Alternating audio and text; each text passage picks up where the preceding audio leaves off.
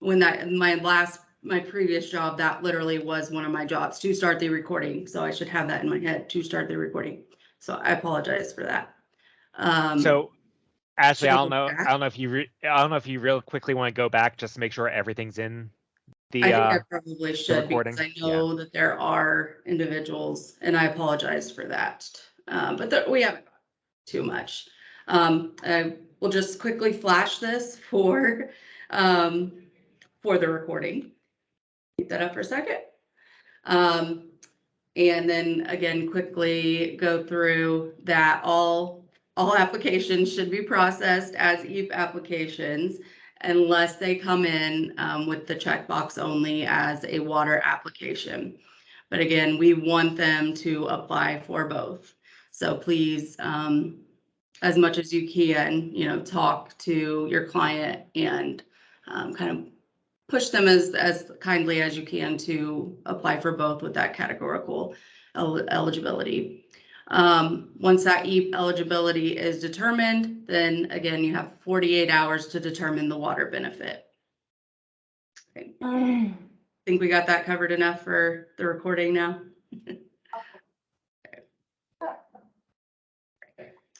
So, picking back up. Again, for water only applications, the rules are the same as EAP. As we've discussed yesterday, as we keep discussing, a lot of what we have is the same as EAP. And so when it's not, is really what I'm trying to focus on. And so especially in the manual, especially on these slides, that's really what the highlights are, is when is it different from EAP? When are the rules different? So our manual will still say go through that process. You'll still see all of that information in the manual. But, we really do want to focus on the water, because you guys are EAP experts at this point and you already know EAP. So, what happens if it is water only? So you have the 55 days. And then if the application is incomplete, and they are missing any part of the documentation, then you need to send that notice that they have 14 days to complete. So this is just a scenario that we kind of, I think that's probably given to you, and you all should know. If you as an agency give the applicant the incomplete notice at 54 or even 55 days, that applicant still has 14 days to get those documents to you. But you as the LSP could still get a finding. You could still be eligible to receive a finding. So just keep that in mind as you're processing. We want you to process these applications as quickly as possible. But just be mindful that if you're waiting until that 54th or 55th day, it's not on the client, it will be on the LSP. I think there was a question that came through that probably needs addressed before I move on. Yeah, it looks like there's two. The first one is, are we going to talk about how to process water applications with early EAP applications, so prior to November 1?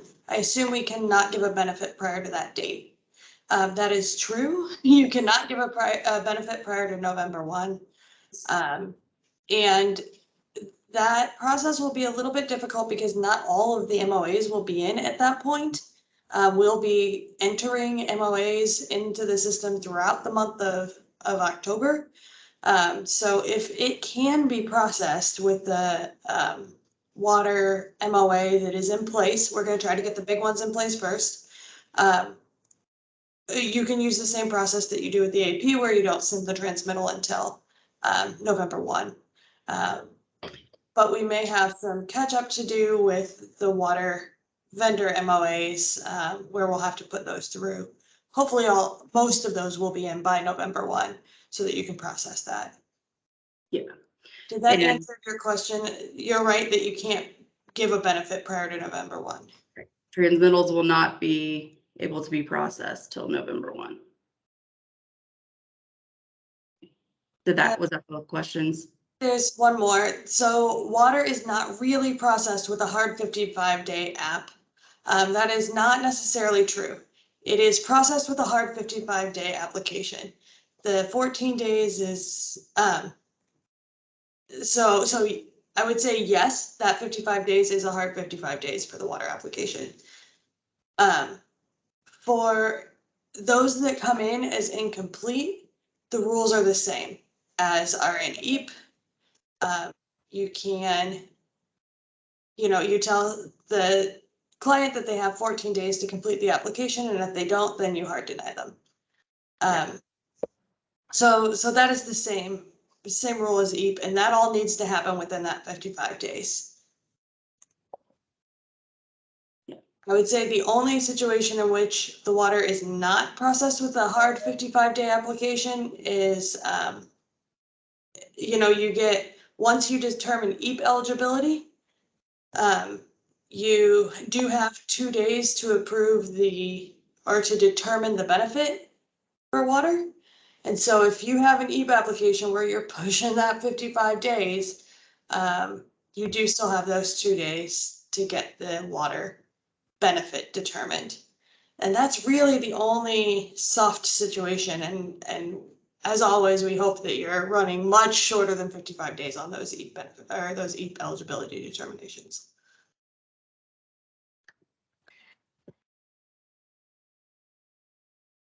So there are some follow-up questions to that. Let me go. If it's processed as water only, it would be a finding if it's not done within 55 days, correct? How does that work within the 48-hour deadline? So if someone is approved for EAP in October, does that change eligibility, or should we set aside those applying for water and make sure it's approved within 48 hours of EAP approval? Okay. Whatever your timeline is, you're going to handle your EAP applications as you normally do in the order that they're received. As soon as you determine eligibility for EAP, that's when your 48-hour window starts to make sure that you also include that water benefit. I recommend just doing it at the same time as you're working that file, but you do have 48 hours to determine that water benefit. So yeah, if you are approving EAP in October, you determine the water benefit in October. If that can't be transmitted or paid until later, that's fine, but the benefit has to already be determined. Yeah, and we do have slides that document or that we continue to talk about this as we move forward, but that's fine. Yep. And to be clear, we can process applications, including water, as long as we don't complete transmittals until after November 1st, which is correct. Mm-hmm. You can determine the benefit. You can put, so the next question is, how can we determine the water benefit within the 2-day window if there's no MOA entered? You can determine the benefit, and then when the MOA is entered, send it through. So just have all the information entered into the system within that 2 days so that the benefit is determined. And that's going to happen. That's going to happen even after November 1, because there's going to be, unfortunately, there's going to be water vendors that don't have signed MOAs, which is a problem we're going to come across because there are so many small vendors that we may not know about. So you're going to be processing, be processing benefits like that. And then we're going to have to be kind of retro doing that MOA and going back and getting that signed and taken care of and entered into the system, and then processing the transmittal. Mm-hmm. And then we have one last, go ahead. I was going to kind of piggyback on that and add that I do believe in EAP Connect. And I see that there's a couple of things coming up in the chat that are addressing what I'm about to say. I believe in EAP Connect, we do have kind of a placeholder vendor set up for electric and heating claims. It's like undefined vendor or something like that. And that's basically just a placeholder for when you can't assign it to the proper vendor until the MOA comes in or whatever. And, obviously we'll have to work with Brad and I'll work with you, Ashley, but my intention is to get that set up for water as well, for exactly that kind of situation. Correct. We're already working with Brad. He's already well aware of this. So he already has, I think he had something in place in the system. Emily and I didn't like the verbiage that he had in there, so we're working with him to do that, to make it less confusing. But yes, no worries there. It will be taken care of. Great. And then I think there's just one last question, which is if a water bill is sent after a denial due to being incomplete, that cannot be accepted because it was not sent with the original application. So if an application, if we send them the 14-day notice and the water bill comes in with the rest of the documentation within that 14-day notice, go ahead and process it. But if they are then hard denied at the end of those 14 days, then they can either reapply with all of their information, or you're right, the water part doesn't exist. Can't be processed. Yep. Okay. All right, so we've kind of covered part of the bottom in some of these questions, but yeah, if it's not returned in those 14 days after you've issued that kind of soft, then you issue that soft denial. And then if they do return the documents within those 14 days, then you accept it. And then if they do not, then it is a hard denial. At that point, just as Emily just said, if they want to reapply at a later date, then they can. If not, then they're denied and you move on. Okay. All right. So this is kind of what I was referring to as we're going to start answering some of those questions about the processing part of the actual applications. These are just some, I guess, suggestions. You don't have, it's up to you how you process these, but in terms of the EAP rules that are there, obviously that stays. But if you have a client whose water disconnect, say they haven't had water in a year, or they haven't had water in 9 months, whatever it might be, you're welcome to expedite that client as long as you do so within the EAP rules, the confines of the EAP rules. So that's if they are applying for both EAP and water. If it is a water only client, then you have to process it as received, in the order as received.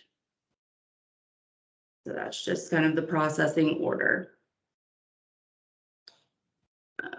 And I'm just pausing for a second just to make sure the slides get caught up.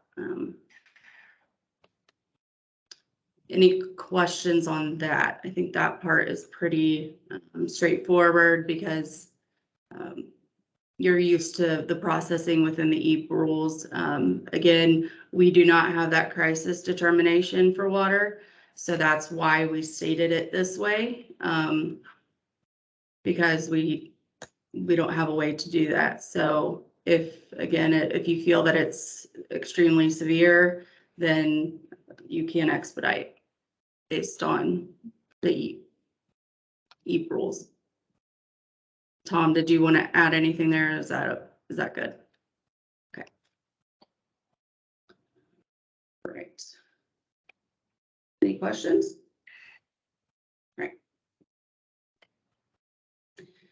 All right, so here is the benefit determination very specifically. And again, this is because we don't want to go through an appeal process solely because of an incorrect benefit determination. So first step, look at the bill. I mean, I think that's pretty self-explanatory and not to be talking down by any means. And ensure that you're getting only water and wastewater related arrearage fee numbers. That's very essential to this process. And I think I do believe I did get an email yesterday, and I apologize to the person who emailed me, and it was about the issue of this current month, like the verbiage of current month. And what we mean is if their water is still on, we cannot just pay their current month bill. Am I saying that in a correct way, Emily? Yes. I think folks are still getting caught up on the current month verbiage. And I think when we send out the slides, because we will send them out to everyone, we will take that out of that slide so that you don't get confused. But you're correct, you cannot pay current month bill. Even if the due date has passed, it has to show on the bill as an arrearage in order to be paid. Yeah. So, and I think when the feds, when they were saying current month, they're stating, you know, the current bill that they received, that would include the arrearages, the fees, any reconnection fees that they would have on there. The most current statement maybe would be the best way to say that, but that they would receive that would have that number on it. Again, Emily, but I'm just verifying because I want to make sure that I'm saying it in the best way possible. Yeah. And this is kind of neither here nor there. But from the federal level, we are allowed to pay current month. Right. However, if we do that, we have to put in place a benefit matrix. So it's going to look a lot like EAP, and it's going to have a whole benefit matrix that we're required to calculate for everyone, and it would go to serve the whole population, not just those who have arrearages. Yeah. At the state level, we decided this year to try and keep it simple and to address arrearages first. And that's why we can't pay current month, because if so, then we have to have a whole separate system of benefit matrix in order to pay current month and any future bills. And so we're just not doing that this year. But if we find spend down is a problem, if we find, you know, we have to retool the program headed into next year, that is an option for us. But right now we want to really focus on getting people up to speed so that they can take over their bills. And that really is the arrearage part. And unless we want to put a benefit matrix in place, which we'd rather not, we cannot pay current month bill. Yeah. But, you know, as you say, it's neither here nor there. I do think it's important to address because say you're talking to NIETA or you see it in another state's plan that that's something they're doing. We do want you to be aware that it is available to be done. We're just in Indiana at this current time not doing it. Again, because it's just based on our discussions that Emily had with you all prior to the state plan, surveys that were done, and also discussions with vendors, that arrearage part and getting people reconnected and taking care of their arrearages, that was a huge focus for Indiana. That needed to be taken care of first. It still is a huge issue in Indiana. There is a lot of disparity across the state of the various water vendors and the bills that we're seeing. And so it is something that, you know, if this program continues on, I think that the state of Indiana we could address, but just not right now. So, okay. All right. So I think, as Emily said, before I send these out, I'll make sure that that part is very clear so that as you're using this before that manual comes out, and in the manual, if I'll go back and check the manual and make sure that that's not there, so there's no confusing language for you to have to rely upon. Okay, so after you've got the current fees and the current, I keep using that word, the fees and arrearage numbers that the client has, then you will enter that information into EAP Connect. To process that, you'll have the total of the two, water and wastewater, if they have it. They may only have one or the other, and that's fine. Together, they must be at least $50, and they cannot be more than $2,500 without that waiver.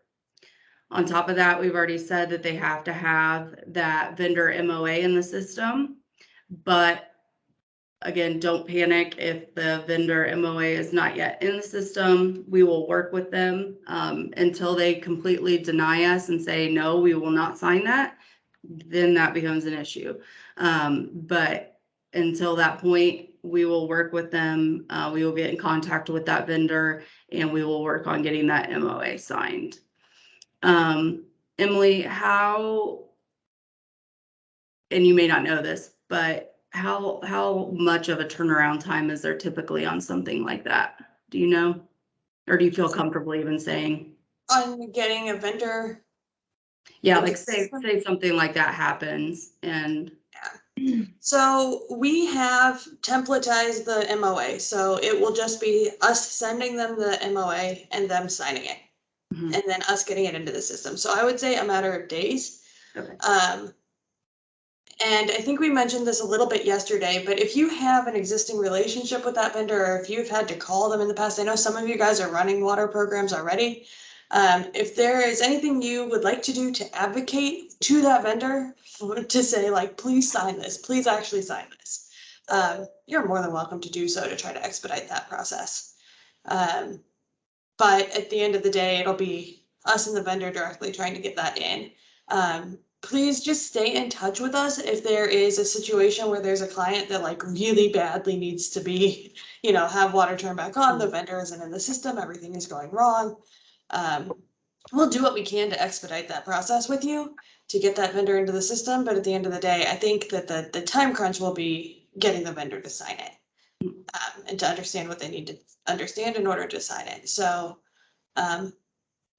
I don't have any idea how long that'll take, but theoretically the process should be pretty quick. Everything is happening within our department internally. And so if we need to expedite something, we should be able to do so. Okay. And then if I can add a piece of information on entering the info into EAP Connect. EAP Connect does have separate spaces for water and for wastewater. Brad will show you this afternoon. This afternoon. So separate spaces for water and wastewater, and then also separate spaces for arrearage and for fees and deposits. And so each of those will be entered separately so that we can track what those are, and then it'll add and take it from there.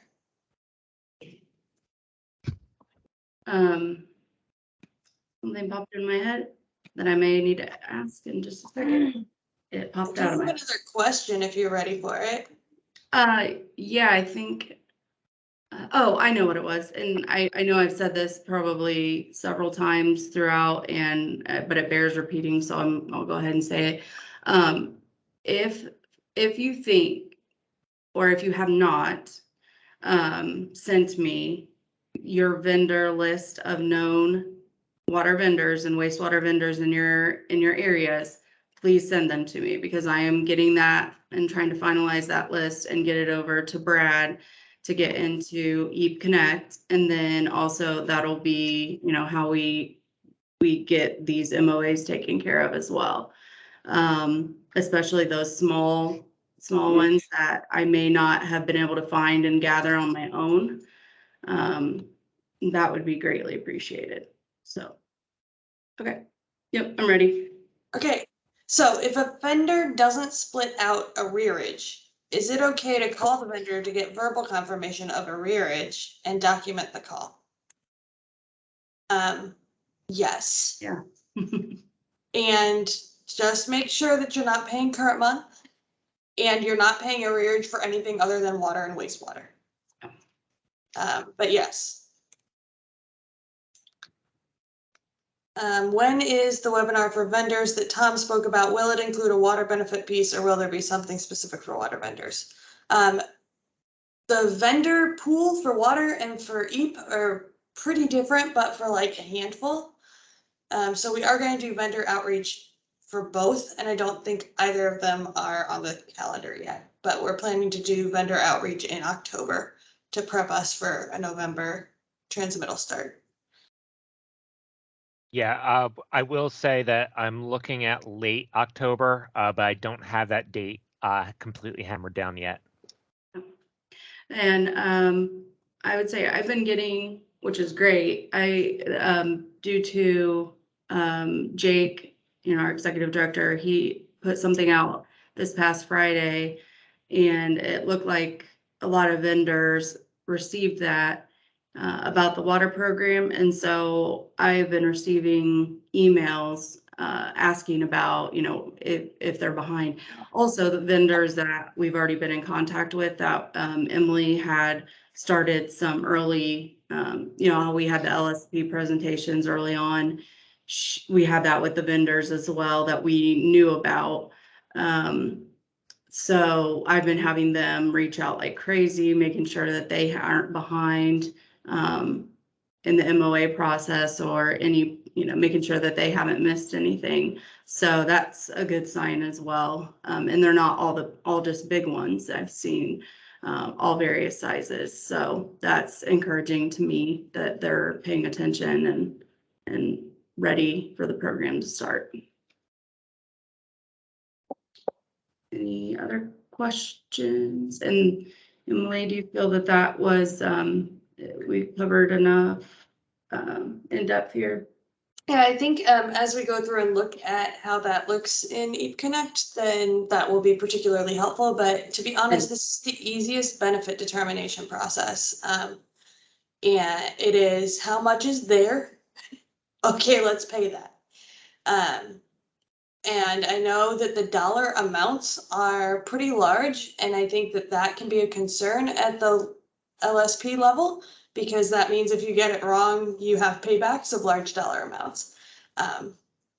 But as long as you know it's only water and wastewater, and it's not a current month, it's an arrearage, that's all benefit determination is. So the likelihood of anybody getting it particularly wrong isn't really high. And so I think that kind of helps balance the fact that the dollar amounts are big. So there's some risk there, but the benefit determination process is easy. So there's a little bit less risk there. All right. Any other questions there? Okay. All right. Appeal process.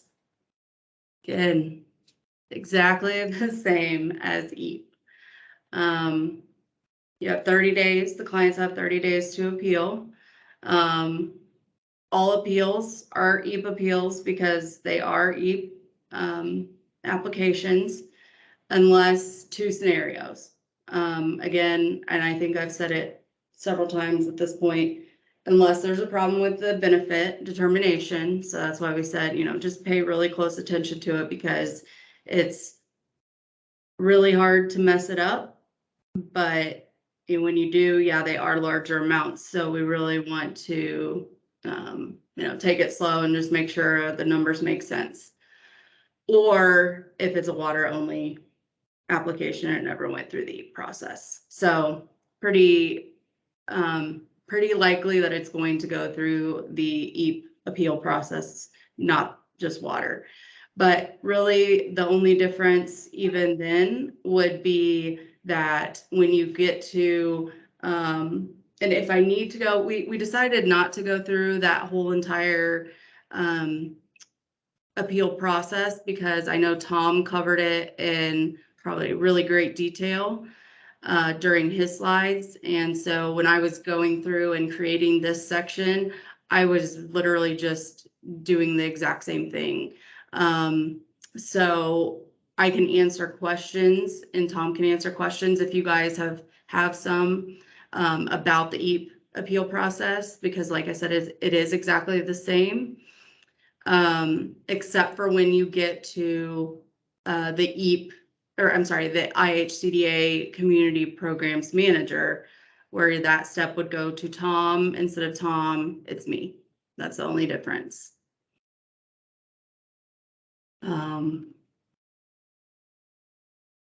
Yeah, so it's pretty, I have it pretty easy for the most part when it comes to these larger scale processes, because we, as IHCDA and as Tom's program and EAP, have a very strong process already built. So I'm very lucky in that regard. I mean, I'm lucky in a lot of regards here, but in that regard especially. And I'm just looking through my notes just to see, again, I don't really see any, there really are no other differences other than that, when we get to that step. Tom or Emily, anything come to mind for you on that? Nope, okay. I think it's good, and definitely, as with EAP, all first appeals go to the LSP, and you guys handle that the same way. And I think that's the part we didn't say, but it is the same as EAP, so that's why. Yeah.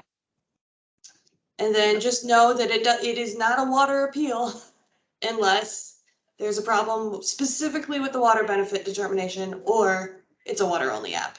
Yep. Otherwise, it's just an EAP process. It's just an EAP application.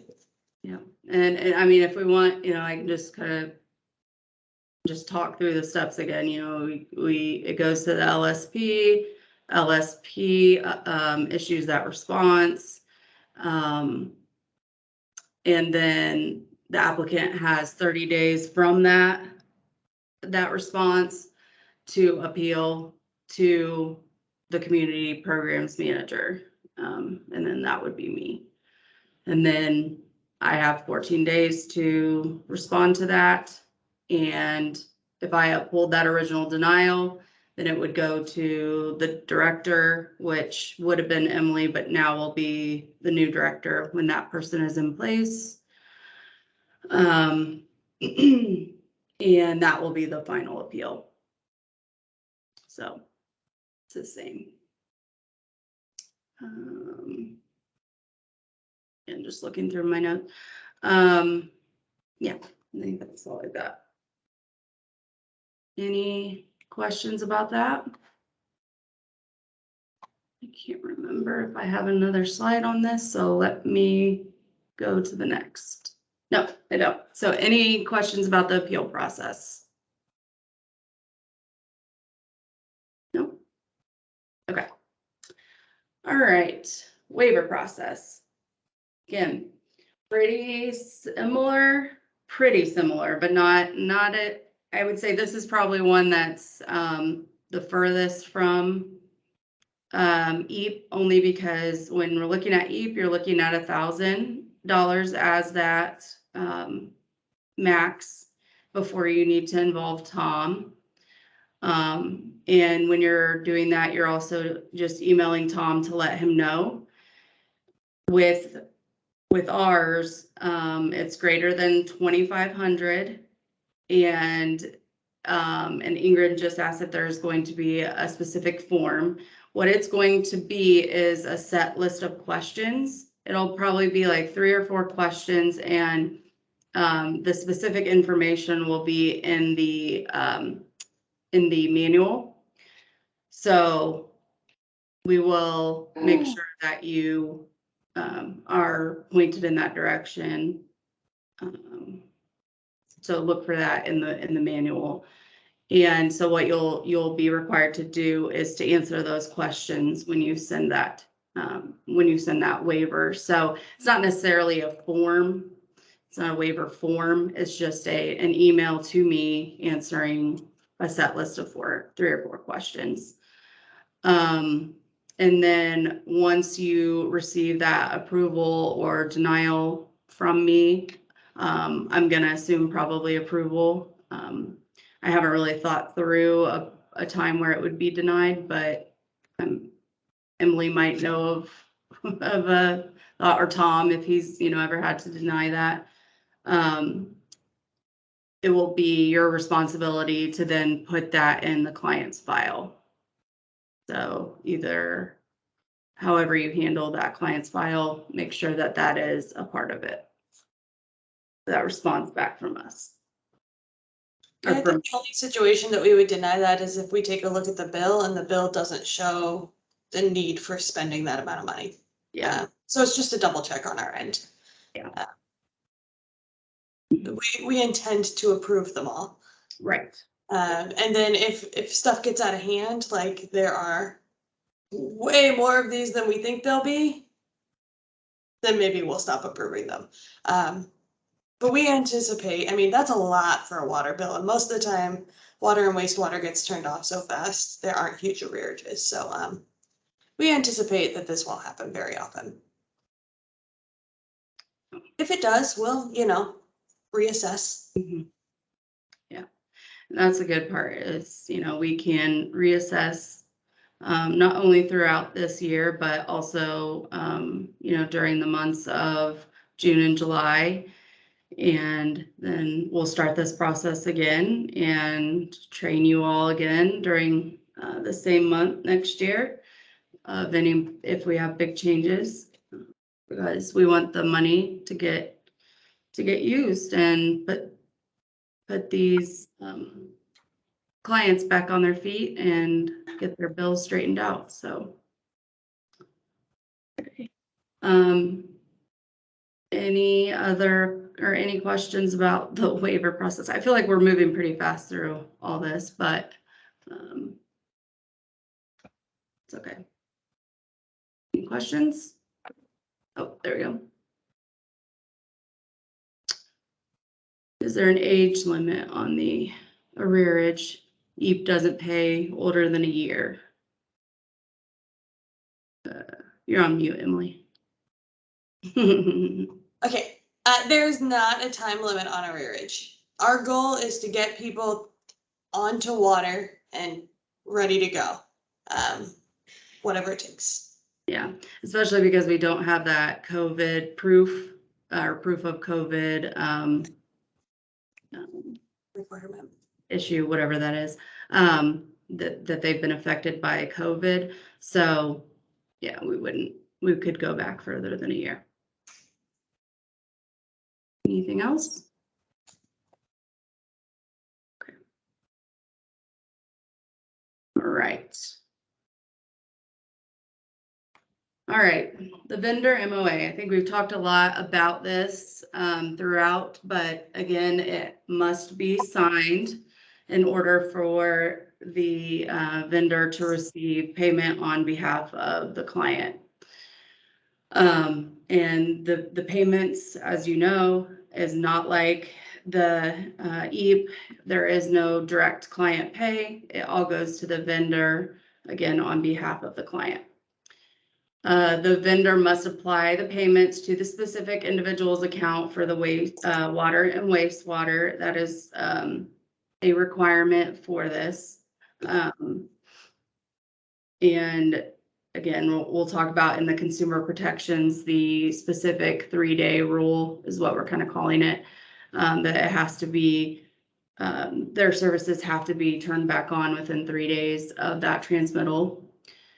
And I think I said yesterday, I did get the MOA back from legal yesterday. I did not have a chance to fully review it yesterday, so that will be my goal this afternoon. And then I will work with Emily to review it as well. And just because I am new, I need to know then my next step, which I think is just getting it out to the vendors. Which is exciting. I'm very, very ready to do that and get that in the system. Which obviously we have to get Brad all of the vendor list as well, which is by the end of this week as well. So he'll have that. And then, as we've said, we want them to be signed and entered into the system, which we are doing within our own department by mid-October. Sooner the better, but we'll get them entered as quickly as possible. Hopefully I'll be able to especially as she's learning. My analyst, we did officially get the word to bring her on. I think I said that yesterday, but as I said, her name's Emily. So she's either going to start, she may be starting actually on the 28th now. So make it her a day early, and maybe she can start help with that. And that would be something to kind of ease her into the process of what we are doing here. So that would be very helpful for me, I think. And again, I think one thing we really need them to focus on is that consumer protections, but we really have tried to make this MOA as user-friendly as possible. We really rearranged it and kind of put subheadings on it to kind of make it not as, I guess, scary and legal, not in legalese, as I like to say. It's a little less scary looking than most MOAs that I'm used to looking at personally. So we really have tried to make sure that they have no issues signing this because we want as many of them to just sign it so we can get these clients paid, or get the clients taken care of, get the vendors paid, and get the clients' bills taken care of. Question, are you Yeah. done for a question? Yep. Will any of the state ads and social media communication clarify that this is water and sewer? Locally, those are separate bills, and I'm not sure they'll understand that they're included in both. The answer is yes, but not all of those. So it's not like every single thing is going to say water and sewer, water and sewer, water and sewer. But there are quite a few that do. And if we do need to ramp up the promotion of the fact that it is both, if that becomes an issue at the local level, just keep in contact with us about that, because we do have control over what those state level marketing and media pieces say. We've been pretty thoughtful about including water, wastewater in as many of those as possible, but if what we've done isn't enough, we'll do more. So just keep us up to date on whether that's becoming a problem. And I hesitate to even say this, but shouldn't we be careful using the word sewer? Because I haven't seen that word anywhere. I mean, I know that's what it is, but. Yeah, we tend to use water and wastewater, but you're right. Colloquially, water and sewer might make sense. And so it might be, so we're using water and wastewater terminology because that's what's in all of the federal wording. But if you need to use sewer to help people understand, then use it. Okay. Perfect. Good. Okay.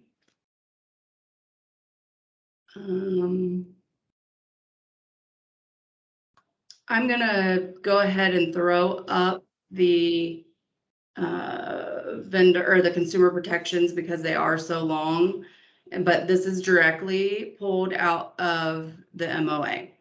So we just want you to have them.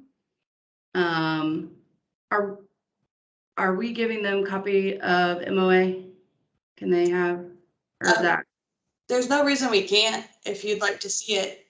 Yeah. It is very similar to the EAP MOA in content, but some of these consumer protections were required to be written in specifically for water. Yeah. Especially important, of course, is the no adverse treatment. If you're seeing that there are vendors that are breaking the no adverse treatment clause, please tell us that you're seeing that and we can bring that up with the vendor.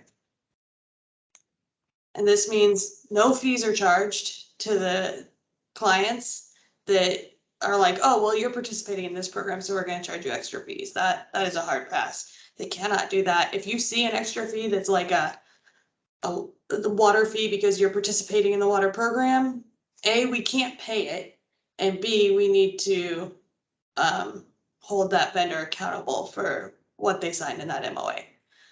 So I think for you all, that is a big one that like you might catch and we won't. Oops. Vendors cannot charge extra fees to clients because they're participating in this program. And if they do, we can't pay it and we have to kick them out. So if that's happening, let us know Yes. and we will be mean to them Mhm. kindly with tact. Yeah. Okay, so you guys are more than capable of reading, so I'm just going to kind of, Emily just covered the no adverse treatment, so I won't cover that one again. But the application of funds to the household, again, they have to apply those funds to the household on behalf of which the funds were provided. And has to be in the normal billing process. Any difference between the actual amount due and the amount of the payment made by IHCDA, yeah, the vendor will then charge that. So, again, no direct, it cannot be direct pay to the client. It's just kind of mostly what we're stating there. Also that it can't be used for anything other than that specific household. Okay. And let's see. Reconciliation, I guess I'll read them while we're just looking at them. I don't want to misquote anything. Vendor will require, maybe I can't read.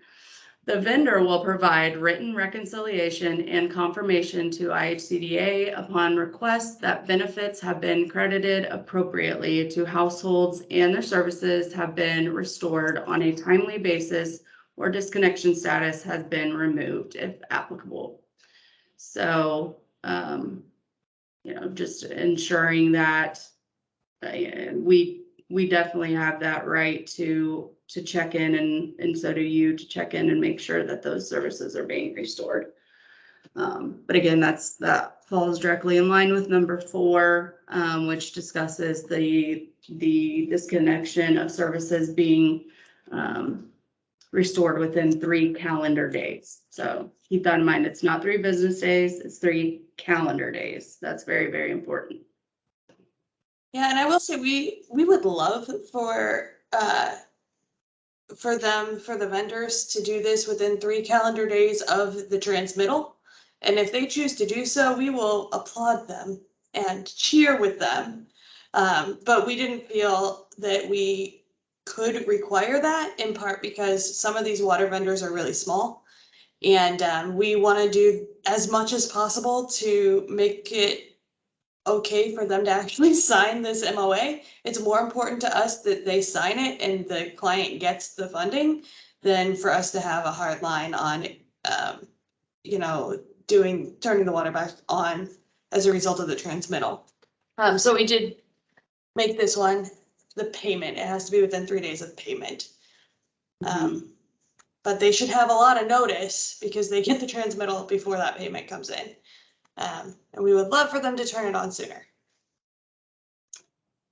And there's another question, which I'm going to let you take that one as well. It says, so if we make a pledge to the water company, they do not have to restart service until they receive a payment from the state. That is true. We are welcome to request that they do and to ask them to, but we can't require them to until they receive that payment. We might need to, bank a little bit on our relationship to get people turned back on here. But I thought that this would be a real big deterrent to water companies signing that MOA.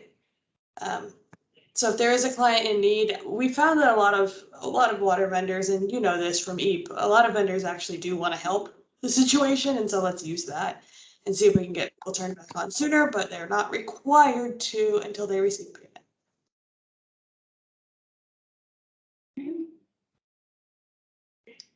What else we got for this?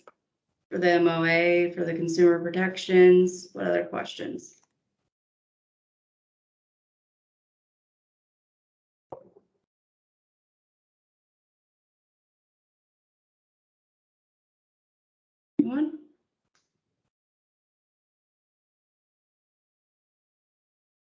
Okay, okay.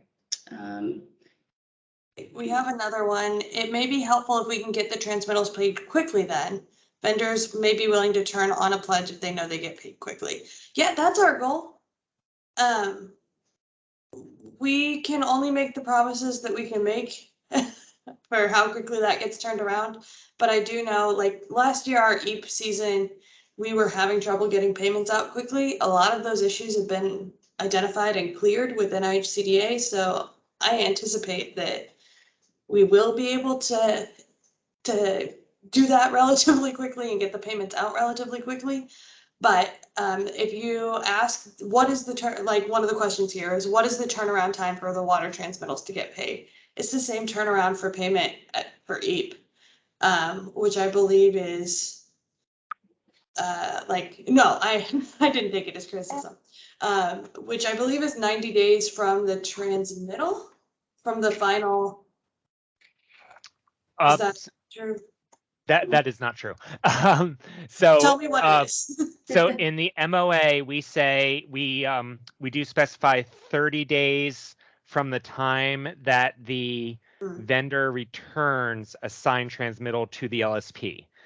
So we allow the LSP 1 week to review those transmittals, make any corrections in the system, and submit to fiscal.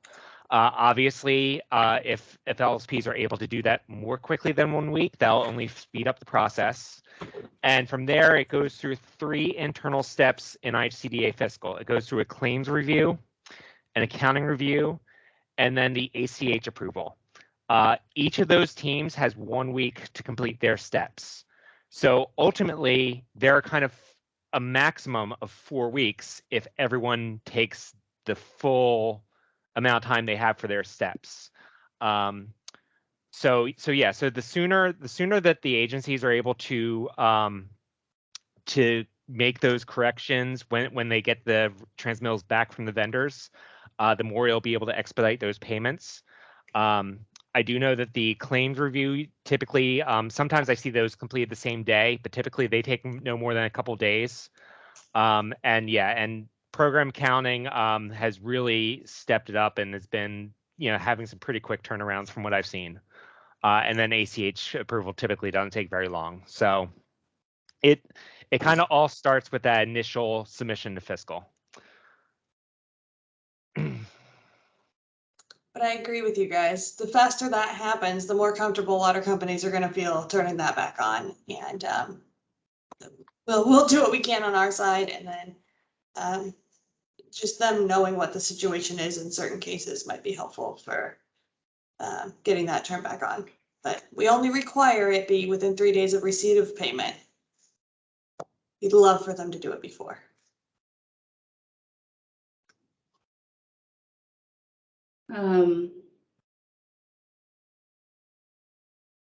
Yeah, this is kind of off base, but through my conversations with Tom, not off base, but just off topic a little bit.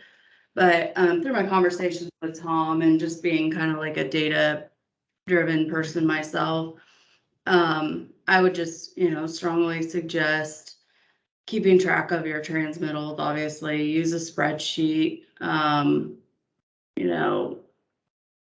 Use a schedule at least every 2 weeks. We suggest weekly. Does that sound good, Tom? The ideas you try to put in my head. But yeah, spreadsheets tend to be my best friend when I'm trying to track things. And so if there's anything that I can do on that end to help you guys come up with something that would be beneficial for you to help you track something, I'm happy to do that. But yeah. Okay. Any more questions on the MOA or consumer protections?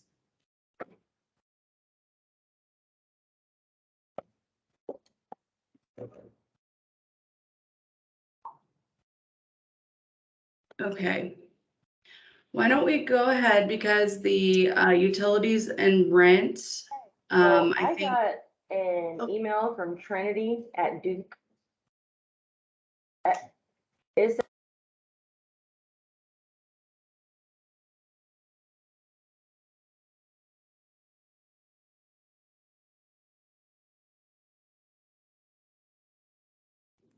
Ashley, you're muted if you're still talking. Everything disappeared. That was weird. If someone was intentionally trying to talk about an email from Trinity at Duke with us, feel free to unmute and speak again.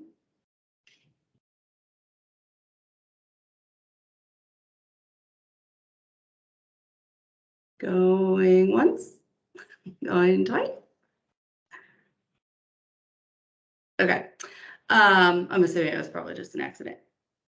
If not, we can talk about it after the break. Oh, Brad. Yeah, it wasn't me, but I'll go ahead and tell you I got the same email. Trinity at Duke was asking if I can get there.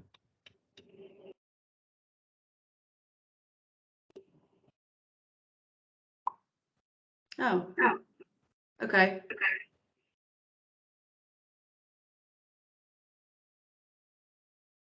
What Okay, kind she's of, wanting to know, she's working on a project to see what the preferred or most used payment method for agencies are.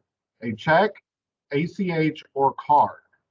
Do you know how your payments are made for pledges or who might know?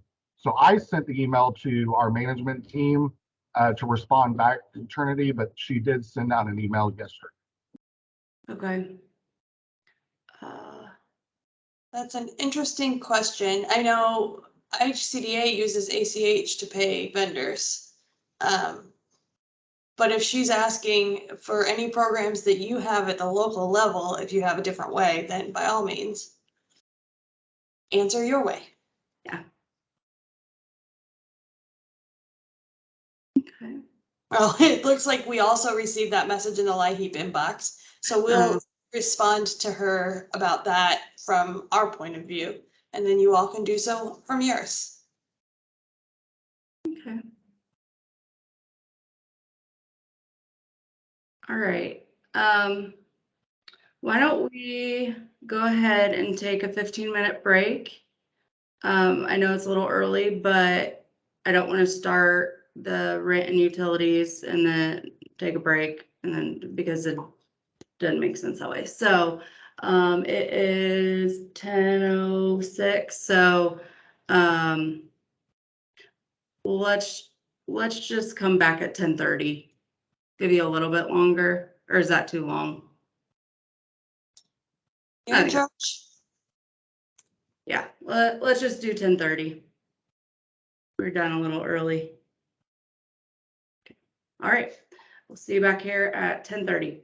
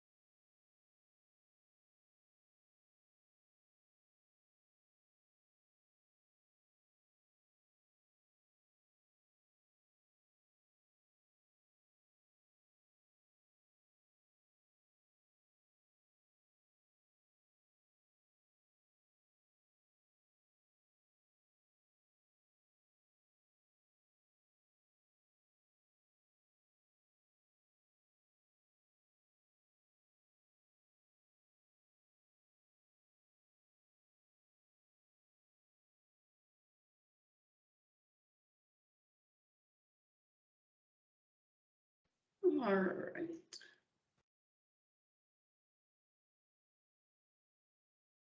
All right. Welcome back. Go ahead and wrap up these last couple slides that we have here.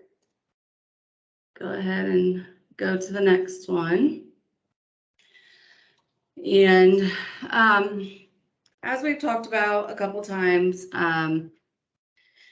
the Office of Community Services came back when we originally submitted our state plan, and we had put that we were not going to serve clients that their water, wastewater was included in their rent. And the main reason why we originally did that was because it was going to be pretty difficult to do that. It just wasn't, and not difficult, not impossible. It just was going to be, no, it seemed like we're more so serving the landlords, and not that the landlords aren't in crisis right now or not struggling right now. I think everyone can admit that they probably are too. However, this funding was to help alleviate the burden of the water and wastewater on the clients for the household. So when we got our feedback back from them, it stated that in doing so, the way that we had it written, we were not being equal, and so therefore that wasn't just, and so we had to fix that. So we made sure that we did that, and we are working with our Indiana Emergency Rental Assistance Program, which we are lucky to have in-house here at IHCDA.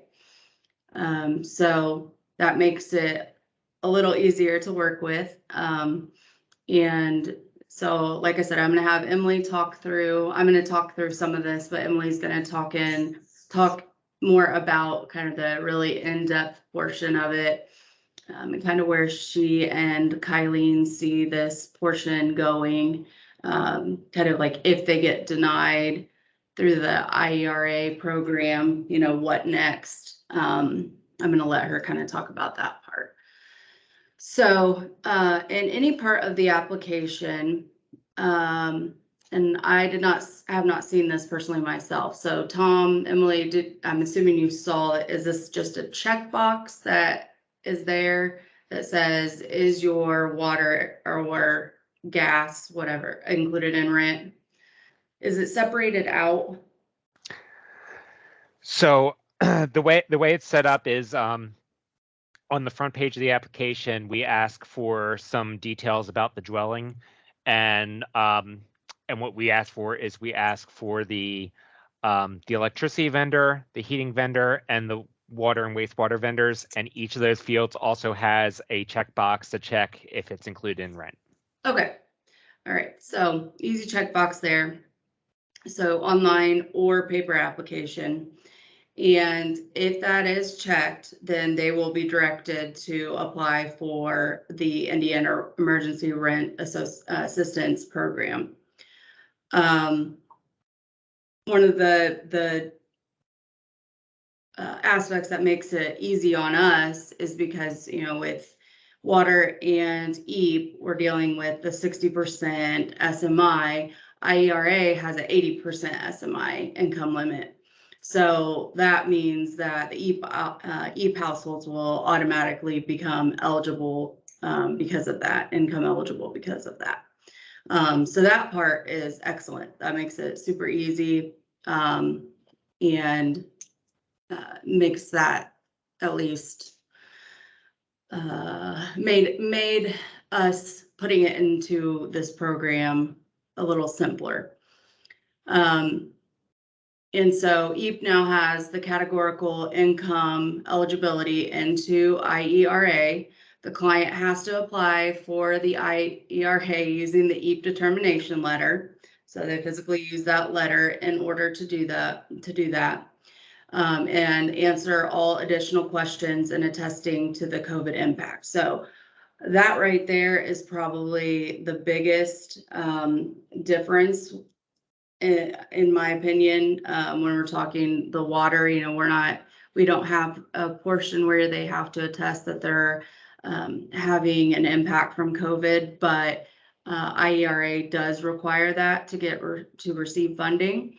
So that portion, they would need that. So that I think is where I would see, and Emily can discuss this more in depth, but I could see that maybe becoming an issue, maybe with the denial part. If they cannot provide a something to show that impact. If they are approved and into that IERA program, then IERA will pay the full rent, including the utilities covered in rent for the eligible households. So that includes water, that includes anything that would be under EAP, the energy. I'm not sure what else would Emily or Tom, what else? I guess it just depends, whatever's on whatever the landlord is including. So it's probably going to differ by household.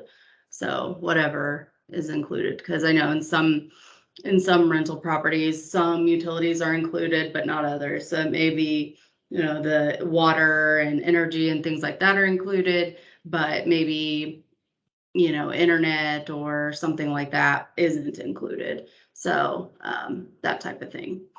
But all utilities could be included, and then I'm assuming IERA then pays for that, but we're not discussing that full program right now, so I don't need to go too deep into that. So yeah, that in my opinion will be the possibly the issue, is that COVID impact. Emily, what would you like to add on this slide? Or is there, because I know you helped me with this section, is there things that you want to just wait until the next slides? No, I'll start here, and then if I start covering stuff in the next slide as I'm talking accidentally, just go ahead and forward it. So, right. The reason that we had a real problem creating any policy to address applicants whose utilities are paid in their rent is because we cannot pay the client directly. In EAP, if this happens, we pay the client directly, and that alleviates the client's burden. In water, we cannot, under any circumstances, pay the client directly. That is a federal rule. And so we initially did say that we would just not serve those clients because we can't pay them directly, and our program is intended to help the clients and not the landlords. As Ashley said, they said, no, you have to find a way to serve the clients who have their water bill paid in their rent. And so we had to come up with a workaround to be able to serve those clients. And so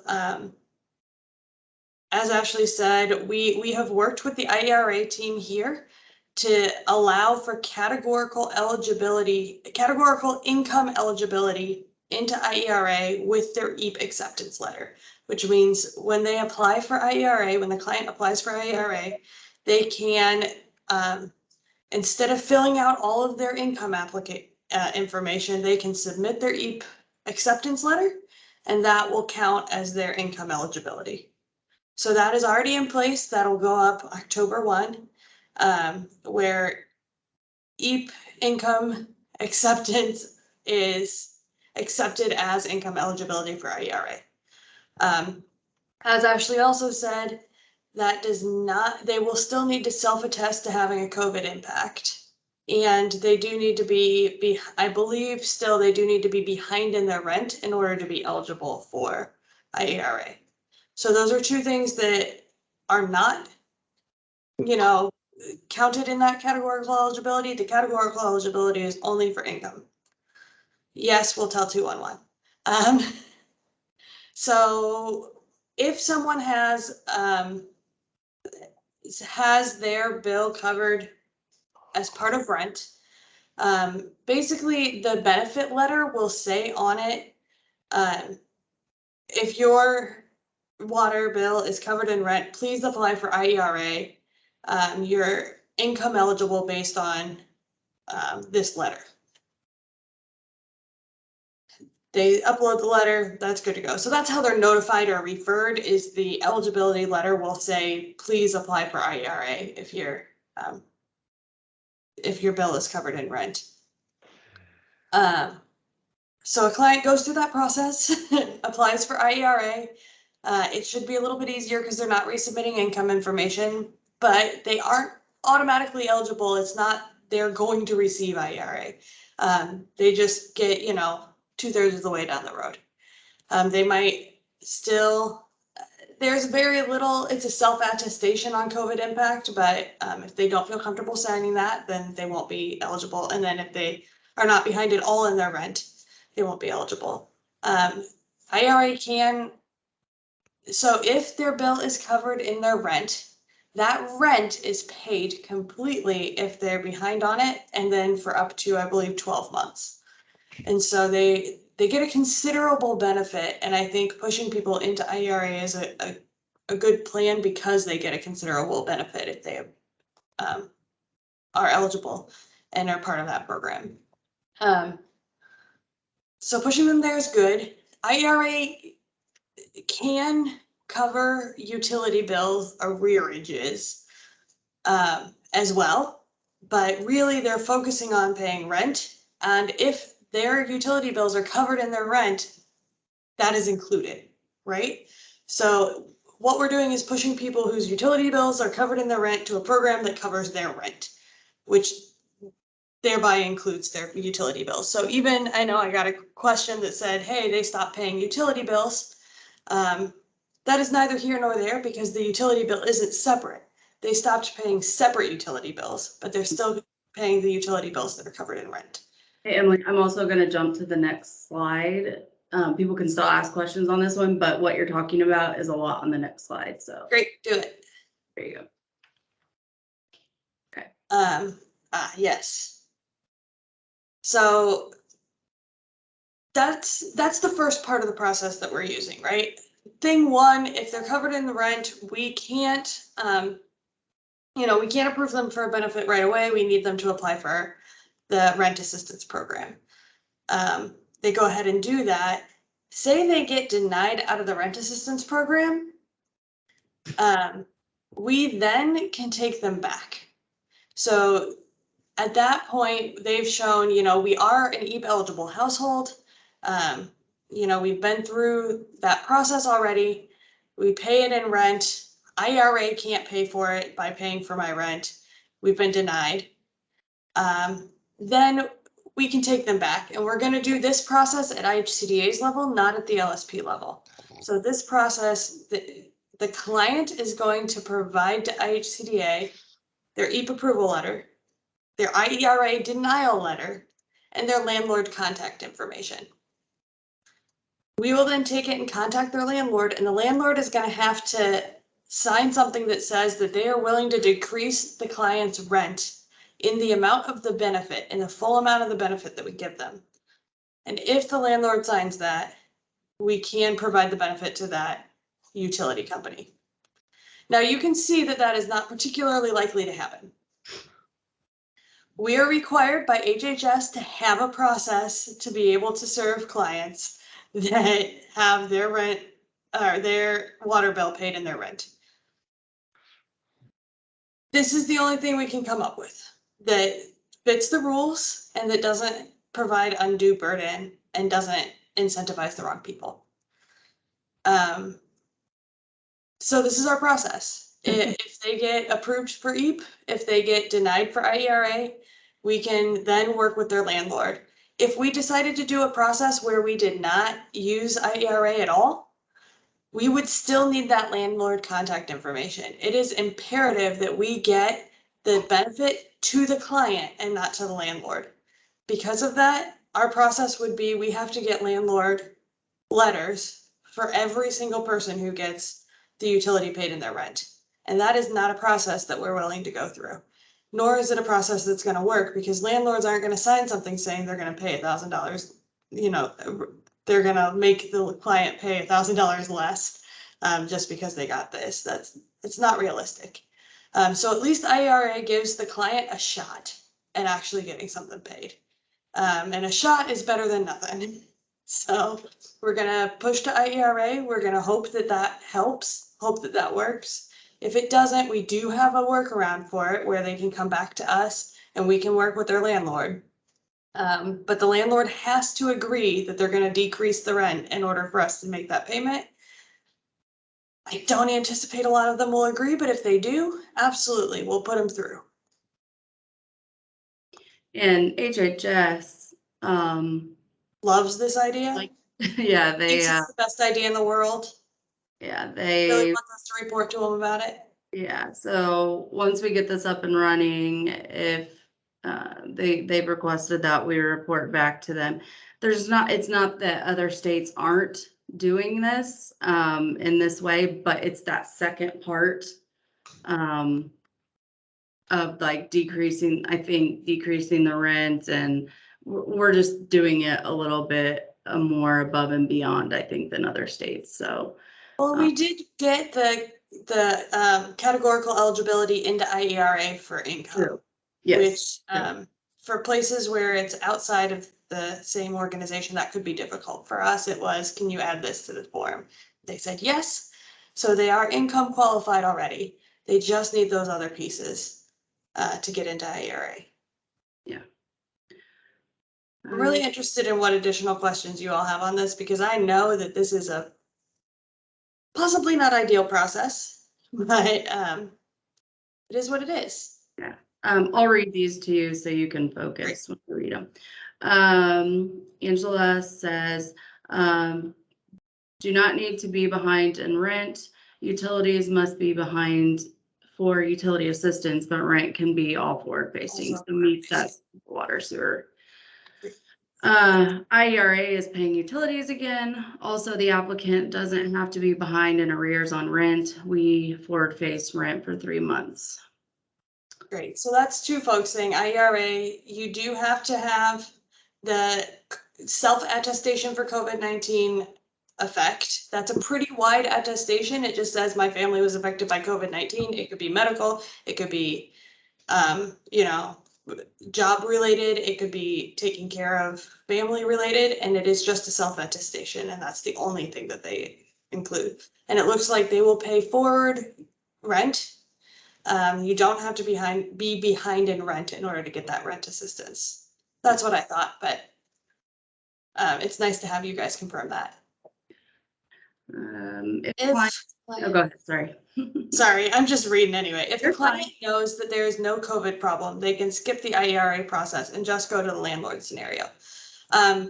We are going to require that they get denied by IERA in order to go through the landlord scenario. So they'll have to attest, basically, they'll have to show that they are not willing. Oh, that's a great question. Okay, so they'll have to show that they tried to get IERA and didn't qualify in order to go to landlord scenario. Yeah. If the applicant is denied from IERA, do we refer them to IHCDA or do we give them a certain number to call? Yes, we will have a specific person that's in charge of this process, and that is exactly, we'll have an email address and we'll have a snail mail way, and they'll have to send those items to us to get that. We're trying to figure out what to call it. If it's like it's not a waiver, it's a special consideration or something. We're trying to figure out the wording for this process for the landlord piece. But there will be a specific person and a specific way to get that information to IHCDA. How long will the decrease in rent have to last? Is the landlord raise rent on renewal? It's not, it's a one-time thing. So they just have to, for the one time that the person is, the next month's bill, when they no longer have to pay that arrearage on the water bill, they then can't charge that amount of money to the client. So it should just be one time. It's not like a long-term decrease of the bill. We're not specifying exactly how they do that though. If they, if they choose to do, we're gonna decrease it by $200 a month for the next 3 months. As long as they do decrease that client's bill, they've followed the terms of the agreement that we'll have them sign. Right. They just have to, in total, cover the cost that we're gonna cover to the utility. I'll go up and catch those questions, but there's a really good one next and I want to answer it. What about the areas that have their own rental programs, such as the city of Fort Wayne? You are absolutely right. We do not have categorical eligibility into those programs, but we are going to require a denial from those programs in order to go the landlord route. So they'll have to apply. They have really similar rules to the IHCDA program. But they'll have to go ahead and fully apply for that. And when they're denied, they can come back and ask us to do the landlord piece. And there's 4 of those total, right? Marion County or Indianapolis, I'm sorry, or 6. I don't think Indy is. 6 now. Yeah, Indy. Yes, there are some areas that don't have the balance of state IERA program. They do have their own program, so they're covered. Any of those will accept those denial letters along with EAP approval in order to allow them to go the landlord route. Let's see what I missed. How much do I know about the IERA process? A fair amount, but not a lot. Like, I'm not part of the IERA program, but we've been negotiating with them on this for a while. Are we to direct them to the IERA program, or is this something done automatically? It is done automatically through the benefit letter, but it may require some client management on your end to tell them why they should bother. And I'm sure you'll get questions and you'll have to, direct them there and be as honest as you would like to be about going through that process. Who or how are they referred? They're referred in that benefit letter that will say, if you pay this in your rent, please apply here. I think I addressed the next one. They stopped paying utilities a couple months ago. If the utility is in the rent, that's a moot point. But that is true, and I believe they're back on paying utilities, but only arrearages. The 2-on-1. Did I miss anything else? All right, scrolling back down. Is this the link, indianahousingnow.org? Yes. Rental assistance programs outside of IHCDA. Liz listed them in the chat there: Marion County, Hamilton County, Elkhart County, St. Joe County, and the city of Fort Wayne, but not Allen County. And then, yes, if you go to indianahousingnow.org, which is where we're going to send people, it will tell you how to get to the right place for those other programs outside of IHCDA.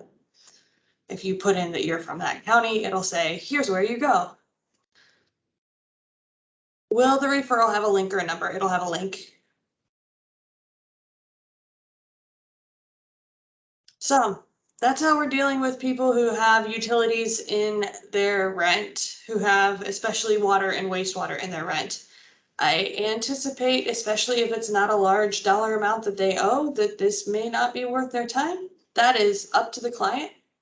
But this is the process that they go to get that covered. For you all to know, honestly, if the client is EAP eligible, they are IERA eligible in terms of income. And so pushing everybody to IERA who could use some help paying their bills is really not a horrible plan.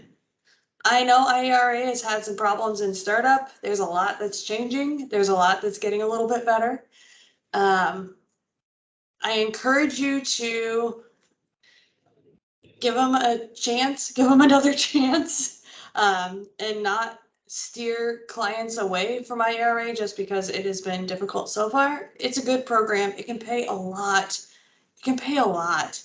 The benefit to the household is amazing, and we want to have that available to clients, and especially EAP eligible clients, because we know they're income eligible for this program.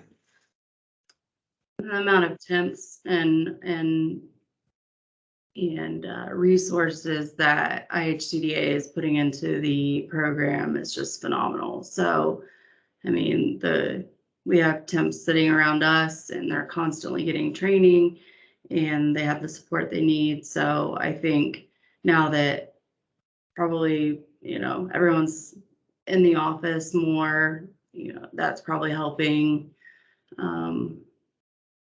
I know I haven't been here that long, so I didn't see the initial stages, but I'm sure that that's helping, helping the stability of the program. And the fact that Kylene has taken over so much of that now as well.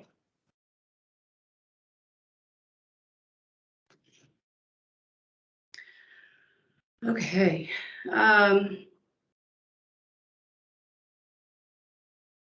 I'm gonna put this up, but because now we just have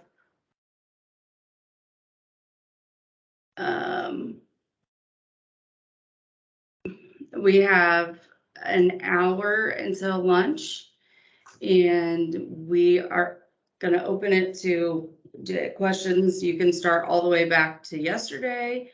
Tom's here, so if you have questions that, we don't want to go off track too much, but if there's questions that would relate to both programs, he's here, he can answer questions. But we have a little over an hour before lunch break technically. And then no matter what, Brad won't be able or ready to start until 1. So no matter what time we get done here. Oh, Brad is there. Oh, okay. Yeah, so Brad just said that if we don't have many questions, he can do his presentation and it's less than an hour. So technically, if we want to see what questions we have now, and then we could get through Brad's, if you guys are okay with that.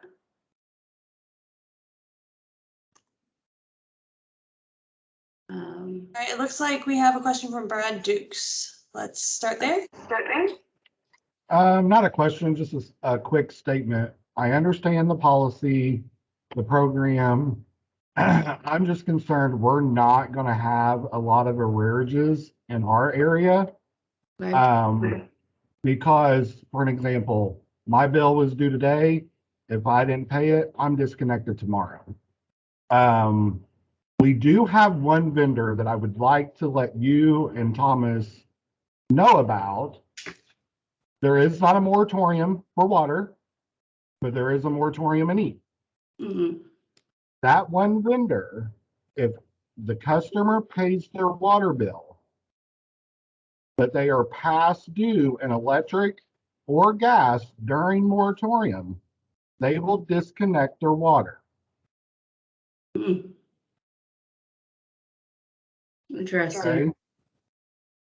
So something to think about there as well, because they have to apply or send in the bill at the time of application. So it's just something there that I want to throw out to you guys. Okay. Yeah, we definitely know that that this program as designed is not going to serve all EAP clients. And part of it is that. Part of it is, honestly, water will turn you off faster. They'll turn you off immediately and they don't create those types of arrearages. But we've also heard around the state that there are some water programs that are showing pretty substantial arrearages. And so you're right that there may be some, or maybe even most water vendors that just, you don't have those arrearages because you're either on or off. And if we get them turned back on, that might be a real short process because the next month they might get turned back off again and then there's nothing we can do about it. We know that, and we took that into account as we did some of the math on the front end. We do anticipate after lessons learned this year that we'll probably have to retool a fair amount in the summer break next year. between each program years because of stuff like that, but we want to see how much arrearages there really are, and really knock those out this year, so that if we do put in place a benefit matrix or something like that for next year, that we are solving a different problem. This year, our goal is to get people reconnected to water, and caught up, and we'll serve other problems when we get there. Okay, thank you. Yeah. Sometimes clients get a stay on water disconnect for medical or other reasons, so this could be great for them.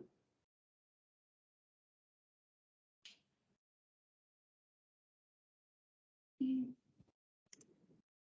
looking for other hand raises. I don't see any. We have a water program here in Evansville, and we have seen a lot of high past due bills on water that are over 2,000 at times. And we heard one, and I can't remember, it might have been someone in this group that was looking at $11,000 arrearage. So they're out there for sure.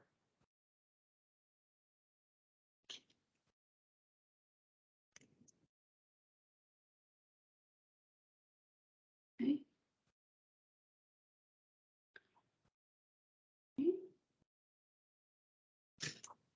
What else?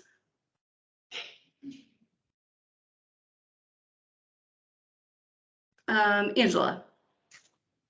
I just wanted to clarify on receiving water. So if we get an application for EAP and they haven't turned in a water bill, but then they say, oh, I didn't know, and they want to turn it in later, we can absolutely tell them, sorry, it's too late, if it's been several weeks, several months later, or can we accept it? Just Within that, the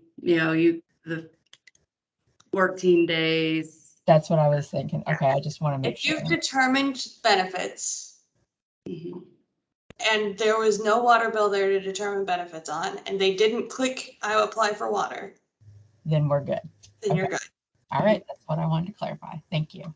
If they did click, I apply for water, then you have to say this application is incomplete because there's not a water bill, but you applied for water, and then follow those rules. But if you've determined benefits, then that application is closed from a water point of view.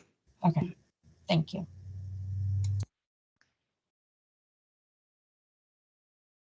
I see another hand, but I can't see who it is. It looks like we have Rosa and Angela. Now it looks like we just have Rosa. Okay. Rosa. Okay, my question is, up in Lake County, Porter County, Newton County, Jasper County, which is what we cover, most of our bills don't have water included with their utility, gas and electric. Uh-huh. So I don't see very many of those utility bills.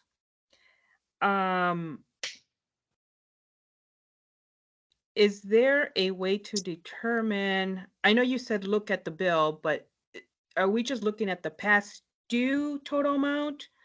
Or are we determining what the past due for that particular water, wastewater, sewage is?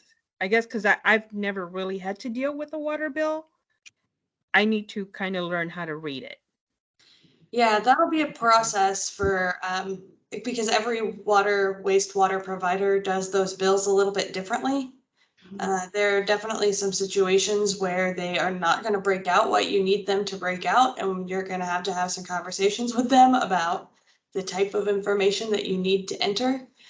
So they do need to split out fees versus arrearages or past due. But that is what you're looking at for that bill is just any past due amount, and then any fees or reconnect fees, anything like that. But they all have to be specifically for water or wastewater.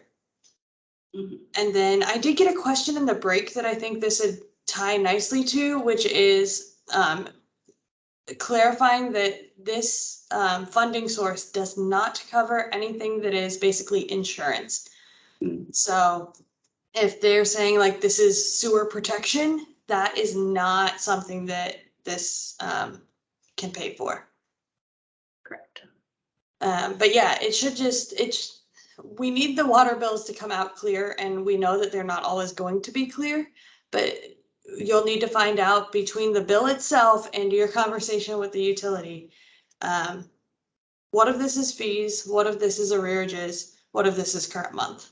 And if you can decipher that, and you're sure that it is a water bill or a wastewater bill, you just enter that directly into EAP Connect and you're good to go.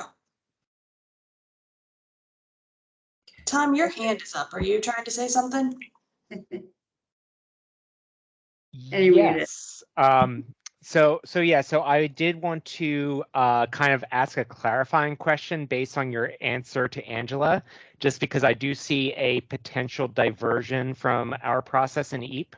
So I want to clarify whether that's an actual diversion, and that way everyone else is also on the same page.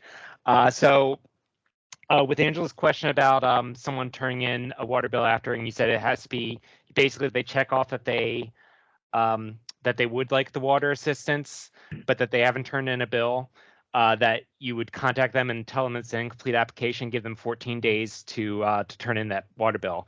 So in EAP, what we've done is we do have a clause in our MOA where we tell the vendors that they have to cooperate by providing information upon request to the LSP, and that specifically for this year's MOA specifically includes applicant billing statements, so that we take that burden off of the applicant. And as long as the applicant has indicated on the application who their vendor is, the intake can actually contact the vendor and request that billing statement and not put that burden onto the applicant. So is there a similar clause in the water MOA that has come through? Or do you remember? There is not. There's a requirement that they answer all of IHCDA's questions and that they work with the LSP, but we do not have the requirement that they give the LSP info. If you are able to get the bill from the utility for water and not from the client, you can, but for water, it is the client's responsibility to turn in that bill. Okay, great. Yeah, so I just want to make sure that clarification was made for everyone here, so because that is a fairly significant difference in what we're actually calling incomplete. So great, thank you.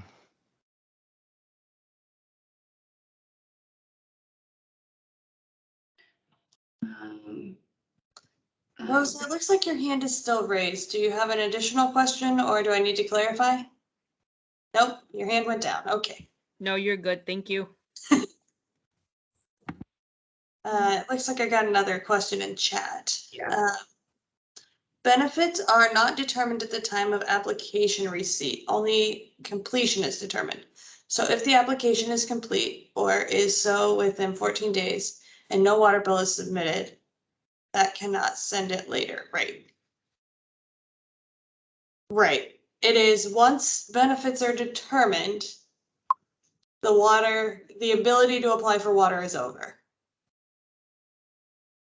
I don't know if that's helpful. So it's not about time of application. It's if a few days go by and then you say, hey, get us the rest of your information, and they do, and then you go through and you determine EAP eligibility. You have that 2-day window to determine water benefit level.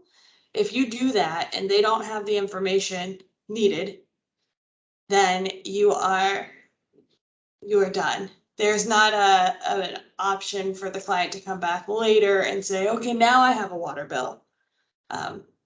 They need to get that turned in with the initial application, with the initial documents that they turn in, even if that is a little bit later than the application submission date. This is Lisa. Can you hear me? Yeah. Okay. So I guess I just want everyone to be clear, and myself as well. I'm getting confused between your wording about benefits being determined, which benefits are not determined until we get to that application and the order received. Correct. So 40, 50, 52, 53, 54 days could go by. And I've asked this before, and they cannot send us a water bill 2 months later, even though we haven't gotten to their application yet. It has to be when they actually applied, correct? It has to be before you determine the benefit. Okay, that's different. That's not the same. Yes. Yes. So So you're telling me that yes, they could turn a water bill in if I have not yet processed their application. correct. Okay, because I asked that once before and the answer was no. Okay, yeah, so we're gonna need to deal with like the 2-on-1 thing, right? Where they submit an application and none of their documents are in it, and then they're gonna mail that in 14 days later. They're gonna mail that in to you, and all those documents get included in there, and then you're able to process that application. But if the wording came off yesterday as though that isn't true, what we care about is that they have documents in at the time that you process that application and process that benefit determination. And if you get to the point where you process benefit determination and there is no water bill, that is the same as in EAP if there's no utility bill that you can get from either party. I understand. Yeah. I guess what I'm trying to get at is if they send me a water bill 30 days after they applied and I've not yet processed their application and I date stamp that water bill 30 days later and they're in arrears and I give them that money, that's okay? I don't see any reason why not. Okay, because Tom, that do will you likely see any happen. reason why? People will, after the fact, say, oh, hey, I got a water bill, I'm in this disconnect. Can I turn it in now? So I can say, I haven't processed your application yet. Yes, you can. Right. It is after Okay. you process the benefit, after that decision is made, that decision is final. Okay. Yes, you can get that in writing. Before you make that final decision, they can submit documentation. Oh, okay. That's very good to know because that's not how I understood it. It wasn't yesterday. It was a previous call, I think, sometime. I can't remember when it was discussed that I asked that and I got the impression that the answer would be no to that. So you're saying as long as I've not processed it, they turned a water bill in, I can still go ahead and give them the benefit. Yes, but you can't just like leave it open for a long time for somebody to apply. Like close it out at the end of your window, right? You can't like reopen an application. We're trying to make it so that once you've made the final decision on an application, that is it, and somebody can't Yes, I understand. give you something Okay. after that. Very good. But yes, up to the time that you'd make that decision, they can submit that additional documentation. Okay, very good. Thank you.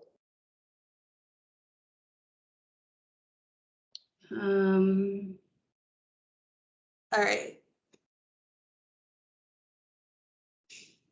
As long as they checked water, at the time of, they need to have checked water at the time of the application or like have given you permission to check water verbally so that they did apply for the water program. They need to apply for the water program at the time of application or soon thereafter.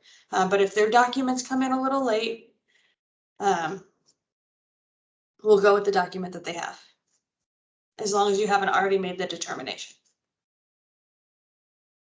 Assistance happened at the time of application, meaning the client drops off the application equals the time of application and not the time we get the application process to get to it. Yes, the client needs to apply for water. Their application needs to say they're applying for water. Sometimes the actual documents come in a little bit later, and that is okay.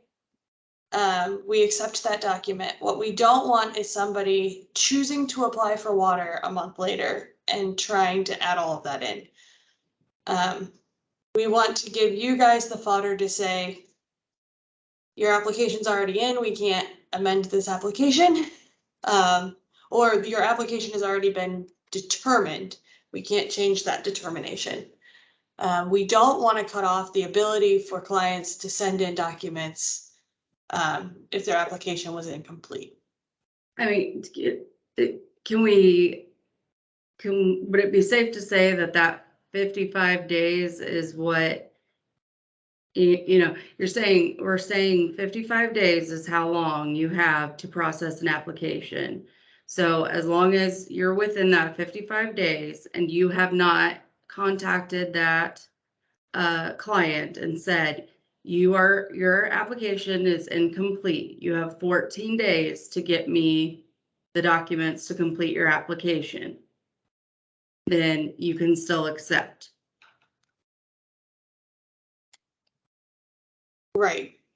Although don't wait until day 45 to send that incomplete email. Yeah. But I'm just saying, yes. if you want hard numbers, you know, you are as an LSP to not receive a finding or have that eligibility to receive a finding, you should be, you know, processing that application within 55 days and trying to get a notice to them if they do not have all of the documentation needed. And once that is sent out, you know, yeah, they need to get that to you within 14 days. But if you haven't sent that out yet, then I would say as long as it's within the 55 days, you can still accept it, as long as you have not sent out a notice that says you need to submit the materials that you are missing, then you can accept that documentation when you see fit. You know, use your judgment.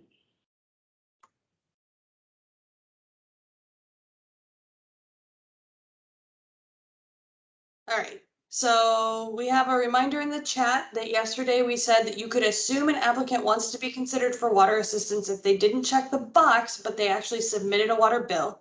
That is true. And in that case, you have to go with the bill that was submitted in the application. They can't submit a new water bill if they've already submitted a water bill. But if they did check the box, they want to apply for water and they just haven't completed the application, they have additional documentation that you need, which is the water bill, then they can still submit that documentation as long as it's before you do the benefit determination. If you've gotten to the point where you've sent them an incomplete notice, they have failed to hit the 14-day deadline for that incomplete notice, you then can go ahead and make the benefits determination. The benefits determination is you didn't turn anything in the 14 days, so you're denied. That is the end of the game. So once a benefit is denied for water, either because it's incomplete or because they've turned in what they needed to turn in and they didn't qualify, that's the end of the decision. You can't then submit a new or a different bill. So it's final at the time of benefit determination. Incomplete applications happen. We can make up for that. But the first time somebody submits a bill, that is the bill that they're submitting. They can't submit a new bill just because another month went by and now it's showing arrears. I hope that helps a little. All right, we have a bunch of hands raised. Brad, I saw yours first, I think. Okay, so real quick, when we receive an application, intake reviews it. If it's incomplete, Lisa will enter the paper application at that same day as an incomplete application and give them 14 days. I do the same on the online version. I will review it. If it's incomplete, then I send them a message immediately telling them what is missing. After the 14 days, if they don't send in the documents, it's denied. Yep. Day 15 through day 55, they still have that time to submit the required documents. On the east side. On the east side. Okay. 14 days. So you're saying no on the water? That's Right, correct. No on the water. Once you've denied them, after you've given them the option to turn in their documents within 14 days, after that denial, we're done in water. Tom, you can tell us what it is. Tom, are you? So, well, so that's not what I stated. So that's where they're getting confused then, Emily, because I was told that not within 14 days, we would issue a soft denial. So. It's up on the screen. So I'm not on VPN to double check my notification letter draft that I sent into for rowing and to double check the manual, but I do believe that this year, in order to bring more consistency across the state, when that soft denial is issued, it's now 14 days standard that they have to get that information back, rather than giving them until the 55-day. Okay. I do believe that's what the policy is this year. If anyone knows any different, they can feel free to correct me now. But I do think that that's one of the things that we standardized this year, just because there were such wildly different policies across the state on that. That's quite a change. It is.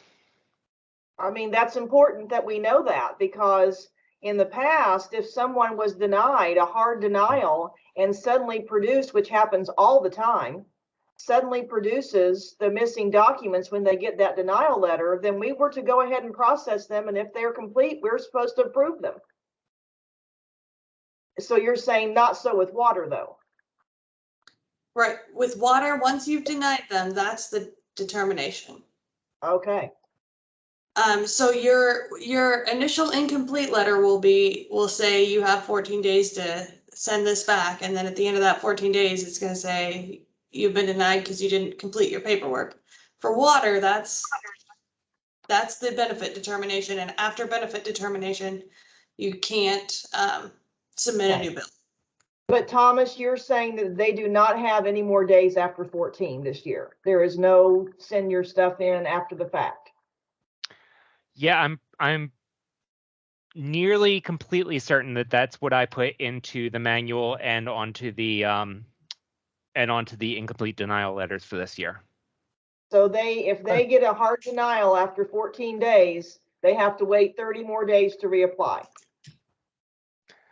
If they do not turn in the documents within the time frame given, yes. So they have, to clarify, they would have 14 days from the time that incomplete letter is sent, and then for another 14 days from the time that soft denial is sent. You mean the denial letter? Correct. That So denial they have- letter. So the original incomplete letter is just an incomplete notification. It is not denial, but it is telling them if they don't return it within 14 days, it will turn into a denial. That then if they don't return it, then that denial letter gets sent out. But that denial letter does give them another 14 days. Okay, so they've only got 14 days after that, and then they're done. They got to reapply. Okay. And then it's a reapplication. Okay. Yeah. That's So significant. Thank you. Just brings us consistency across the state. So, Tom and Emily, does this slide still stand true then? No, we'll have to change the wording on that slide to make sure that it makes sense, because Tom, if we're using the same letter for water as we are for EAP. So if the soft denial after the first, so if there's an incomplete notice, there's 14 days and there's a soft denial that says you have 14 more days, and then you're auto denied, then that holds true for the water benefit as well. So it is 30 days after the initial income, or whatever 14 times 2 is, 28 days after the initial letter where that hard denial takes place. That hard denial is the end of the game for water. It is, if we say we give them 14 more days to submit documentation, that those 14 days include water. But once the determination has been made on water, you can't submit something new at that point. So not to throw more confusion into this or more ambiguity, but because in EAP we do allow them to reapply 55 days after the original application date. So would they be able to, when they reapply, would they be able to reapply for water if they were previously denied?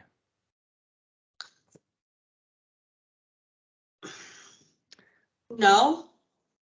Okay. So I say that if they were denied because of an incomplete application and they received 0 benefits from anything,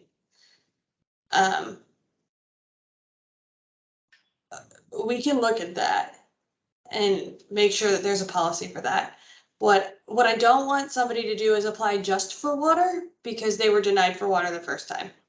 Sure. Yeah. No, I think I was more talking about the about if their entire application is denied, and specifically, I think right now we're mostly talking about the incompletes. So I wanted to be sure that because that would be a huge disparity between EAP and water if they're allowed to reapply for EAP, but not for water. Yeah. Let's add that to our list to make sure it's clear, because I don't have a problem with somebody, if they become newly eligible, applying for both. What I don't want is somebody coming back for water because their water situation changed, or submitting a new water bill later in the year. But if it is, I'm submitting a completely new application because I'm newly income eligible for this.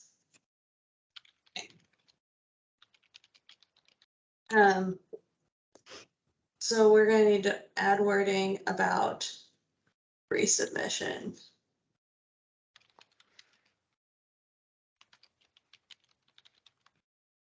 And not that this needs to be done right this second, but if we could clarify in this slide that I just did, Emily, I think it would help. Yeah, I definitely can. And I think the answer to this is if you are denied for income eligibility from EAP, your water benefit is never determined because you are not income eligible and you never get kicked into water. Mm-hmm. And so if that's where you get kicked out and you can reapply for EAP and water together, that's fine. But if you've determined a water benefit, that means they either went through the water only process and a benefit was determined, deny or approve, either way, can't apply again. Or you went through EAP, you were income qualified, and then you didn't have a water bill or the water bill wasn't eligible. Then water benefit determination did happen and you can't apply again. So for me, it is you can apply again within 55 days or after 55 days if a water benefit was never determined for you. But you cannot apply again if a water benefit was never determined. Does this slide now read? I'm gonna need to look at it afterwards. Okay, that's fine. I just want them to leave feeling at least okay. All right, this is actually a really good point, and I'm really glad that you guys brought it up because it'll help us really clarify the policy in this area. And so thank you. FIA. Yeah. My brain is working through it, so if I sound terse, that's why. I'm just working through it. And this is exactly why for the manual, you know, this is the feedback I need for the manual. So. All right, we got a couple more hands raised. We got, it looks like Lisa is on the top, which must mean she raised her hand first, so we'll go there.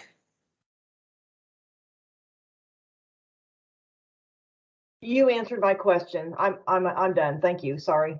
Cool. All right, Ingrid, what is your question?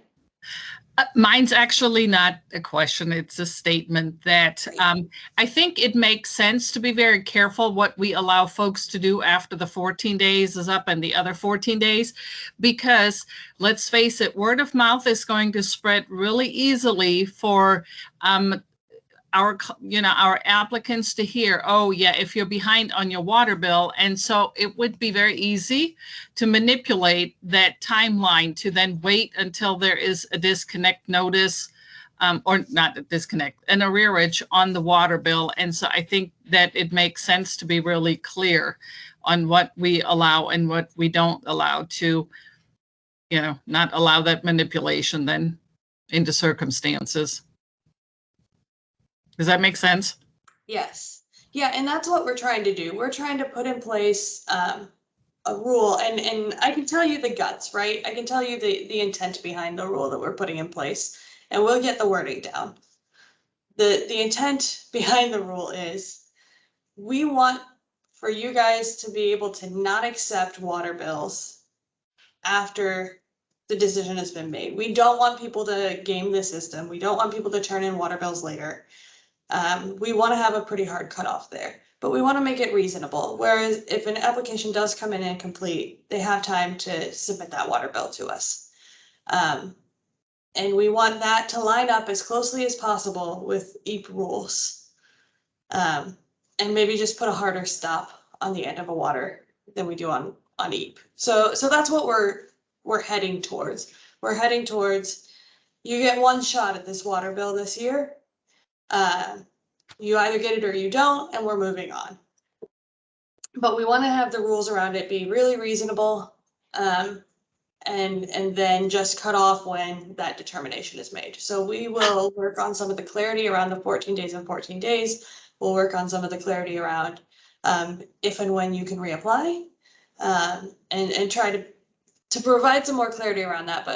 But the clarity will land at being reasonable, but cutting folks off so that they really just have one shot at getting this water thing right. Okay. I got a couple of it looks like Tom said we are trying to change all of our timelines to calendar days to make it more user-friendly and clear for applicants. Business days often can be ambiguous. It looks like Cindy and some others are still a little confused on things in hopes the manual will clear it up. That is super fair. We hit on one place where we could provide some additional clarity, and we knew that would happen, which is why we didn't want to release the manual until after this meeting, so that we didn't have to do manual reboot on manual reboot. We could put it together and have it there for you. All right, we've got a to be clear, if they apply for everything and are denied, they can reapply for everything after the 55 days. Yes. If they apply for EAP only and were denied, they cannot apply for everything after the 55 days.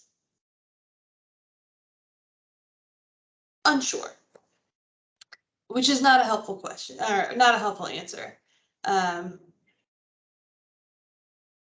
If they apply for EAP and are accepted and don't have water in there, they cannot then apply for water separately. But if they apply for EAP only and are denied, and the next time they apply for EAP and water, that's okay with me.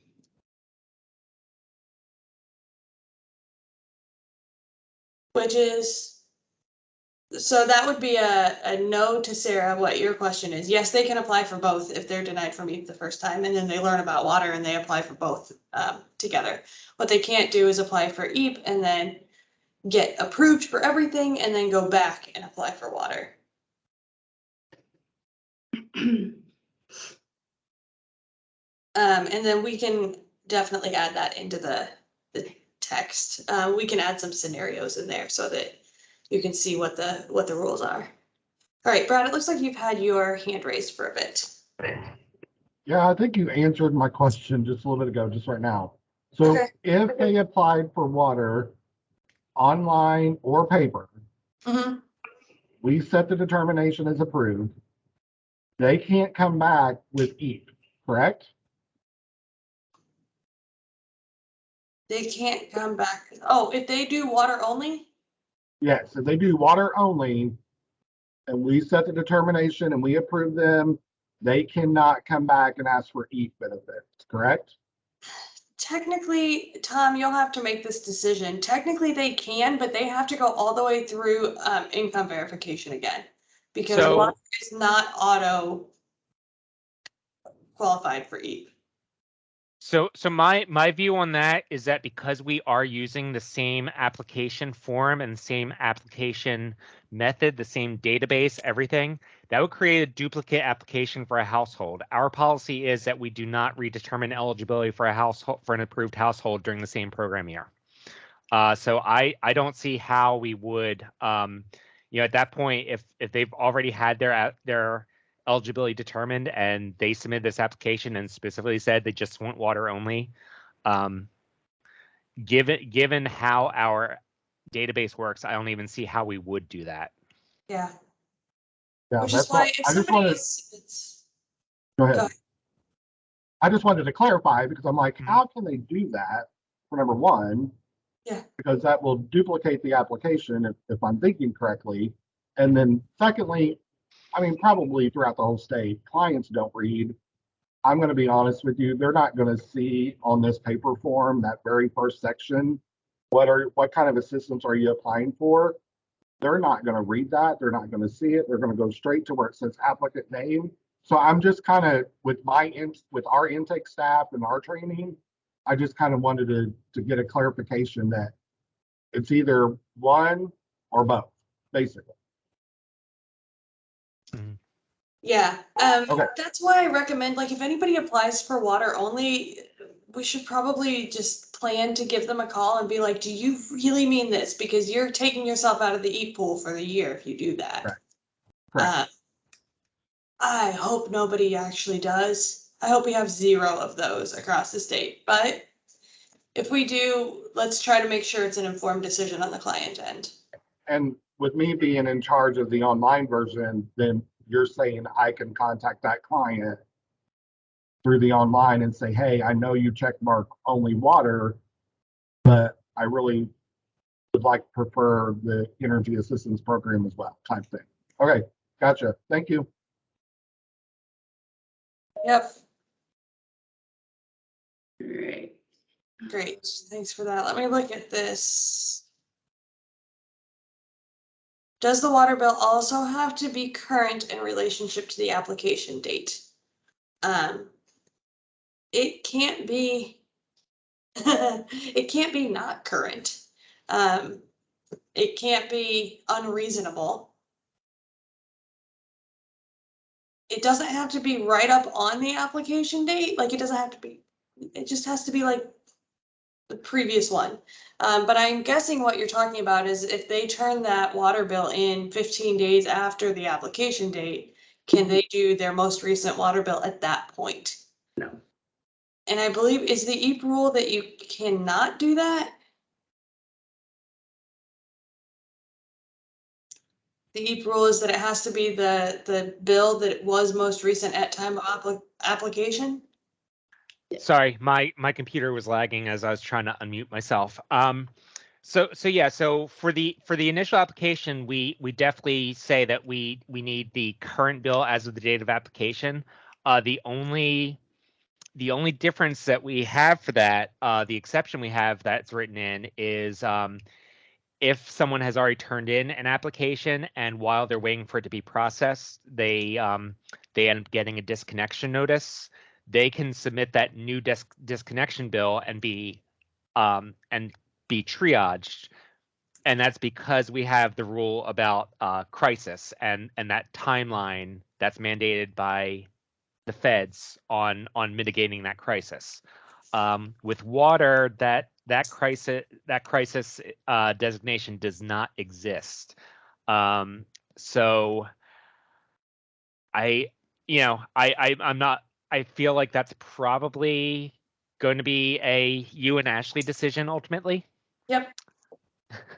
I think we'll want to talk about that one. That's a really good question. And let's go ahead and put that on our list to get you an answer for whether that bill has to be current at the time of application, like the most recent past bill at the time of application, or if it can be something that is the most recent past bill at the time of submitting that bill, as long as it's within the time window necessary.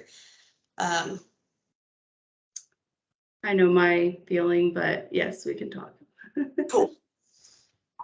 I will say that probably if say someone applies on November 15th, you probably don't want to take a September bill. At the very least, you want it to not be an older bill. I think that late submission, that's a little bit more of a tricky territory, and I will help give my perspective during those internal discussions if you want. Yeah, let's make a decision on that and make sure that it comes out in the manual, and we'll do another, I know we had talked some about doing regular meeting times with everybody throughout the year, but we'll either at the first one of those or we'll do another quick, maybe 30-minute to 1 hour training to do catch up on anything that made it into the manual as a result of these conversations that is new. So we'll make sure that we get that both in writing and verbally to you all. Well, would we want to just do kind of like what Tom did in a week or so, or 2 weeks? Or put it after the manual comes out, do a Q&A for an hour?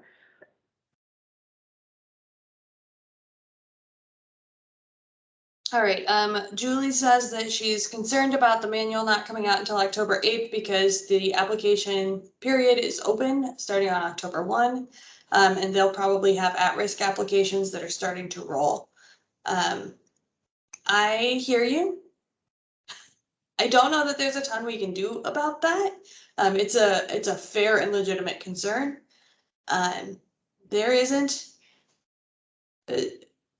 We will get that manual out as soon as we can, but at the end of the day, we had, like 3 months to lift up this brand new program that didn't exist. We have the manual pretty well drafted. We'll have to change some things as a result of these conversations.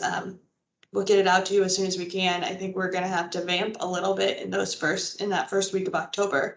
And if there's anything that you really feel like you need to provide immediate assistance to a client on, and you have no idea how to answer that question after these conversations, then by all means, let us know, and we'll try to walk you through it and try to provide that client the best assistance we can.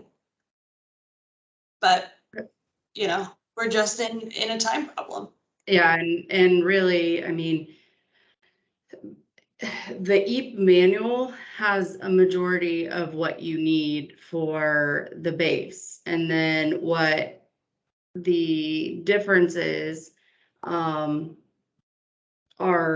in these slides, and then yes, I know there are still things that, we'll need to go into great detail because these slides are not a full length description or anything like that. You'll have these recordings, so you'll have more in-depth discussion. But please use these slides as guidance. Please use the recording as guidance, because that is basically like a manual until that longer manual is dispersed. But you will see a lot of the same sections that are in the EAP manual, in the water manual, but just the literal term EAP is replaced with water, because so much of it is the same. And then, like I said, what's different is what we've been talking about over these past 2 days. It looks like Ingrid's hand is up. Is that a new hand, Ingrid? Yes, ma'am. It's my other hand. So, and I understand the concern about having the manual, but I'm assuming that if there are questions we can't answer that we know will be answered in the manual, as long as the client provides us with all the information that we have. Just because we may not have the answer doesn't mean they wouldn't qualify for the water benefit. If they provided us a water bill, they have the arrearage on the water bill, even if I'm going, oh, I just don't even know how to apply the benefit, the client did give us everything we needed to get the benefit. And so that wouldn't then exclude them. I mean, that shouldn't change that just because we don't have the manual in hand yet. That's not on the client. Yes. Right? Yeah. That is true. And we want to make sure that we are able to serve the client in every possible situation here. And so if there is something that is a problem that IHCDA created, like you had new information at the wrong time, we will try to find a way to make that right for the client. Julie, what's your question? So it's sort of based on what Lisa was asking earlier, because I thought I was clear on the client must apply for water at time of application for EAP.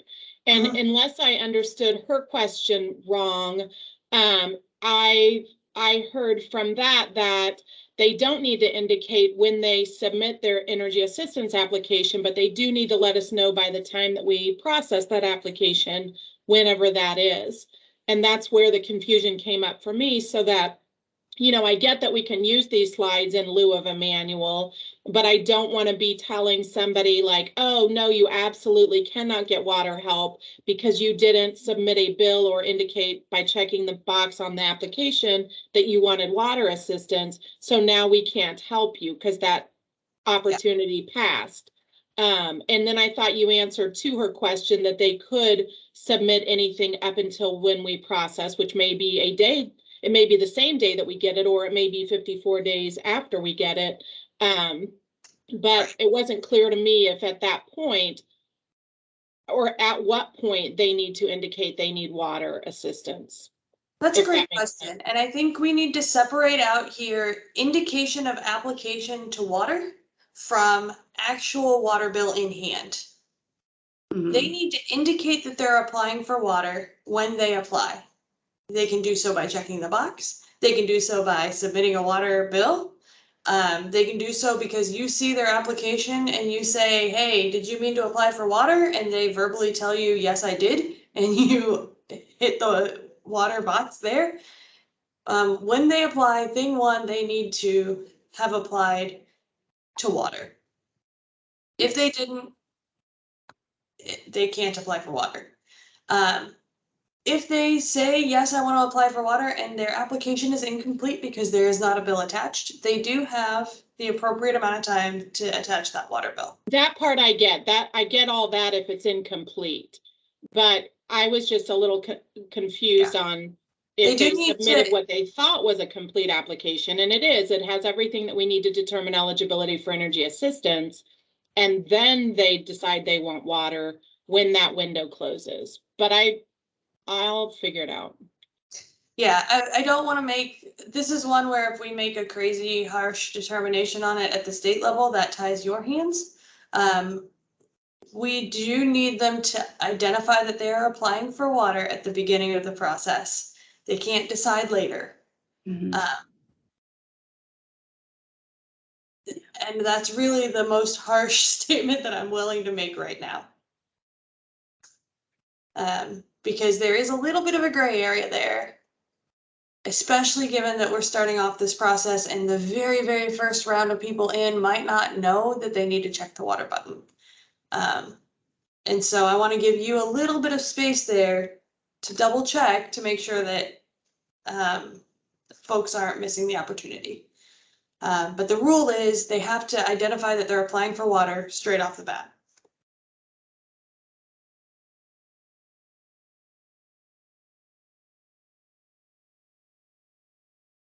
Did that help or make it worse? I still feel sorry for the people whose applications went out on Monday, who we haven't had any time to give them a heads up. Hey, we've got this water program. And we didn't have the information to include on our cover letter for that application packet, other than saying, notice, we have a new water assistance program this year. And that's all we could do because I didn't know any more than that. I just don't want them to miss out on the opportunity because of them being the lucky ones to get their applications first, but you know. I hear you. And if there's anything that makes sense to do to address that situation, I think that we are willing to do that. We just want to also provide you the backup to make sure that people aren't abusing the opportunity to submit something later. All right, I have a question. You discussed notes on the Q&A from this session. Do you have a time frame on when those notes and Q&A would be dispersed? Great question. As soon as we can put them together. I know Ashley is out doing a presentation at the State Bar Association tomorrow, and so it'll probably be next week. But we'll get that Q&A lined up and out to you all. Yeah.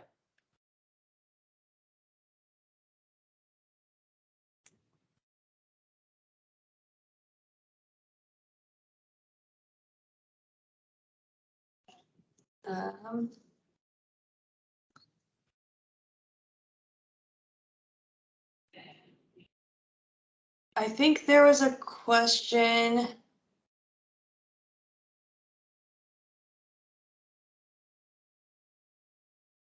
Thanks. Okay.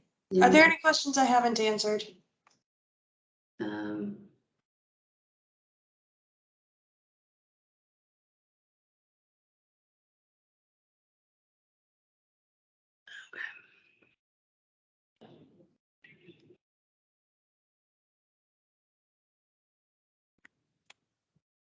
I think. Oh, the online notification message, Rosa, that's your last, okay. For the online application, when sending the message to a client through the portal, do we still need to mail out a letter of incomplete, or does the message suffice for the 14 days notification? If the client has said that they are willing to receive email notifications, then they can receive email notifications and that counts. I do think it's probably a best practice to send both email and snail mail so that the client can't come back and say that they didn't know. But if the client says, yes, I'll receive email notifications, and you see it send an email notification, that is legally binding. Did that answer the question?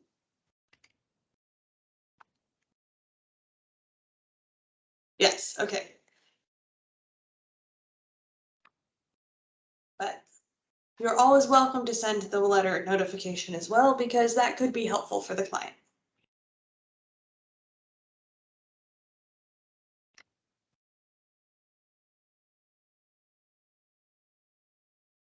Cool.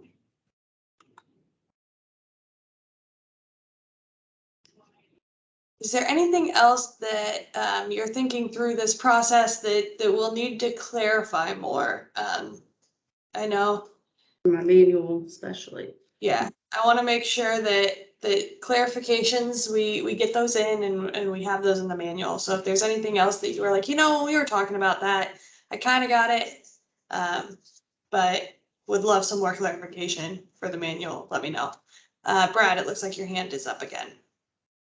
Yeah, it might be for Brad at Rowing, but Thomas might be able to answer this as well. So when they applied for online, and I denied them, after the 55 days, if they reapply, they cannot create a new online application. They got to go through paper.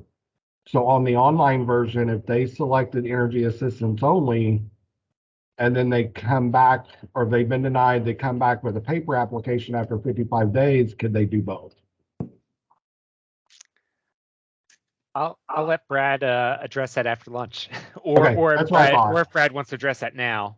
But yeah, it sounds like it's a more technical than I'm really able to get into. I thought it would be a Brad one. Thanks. Absolutely.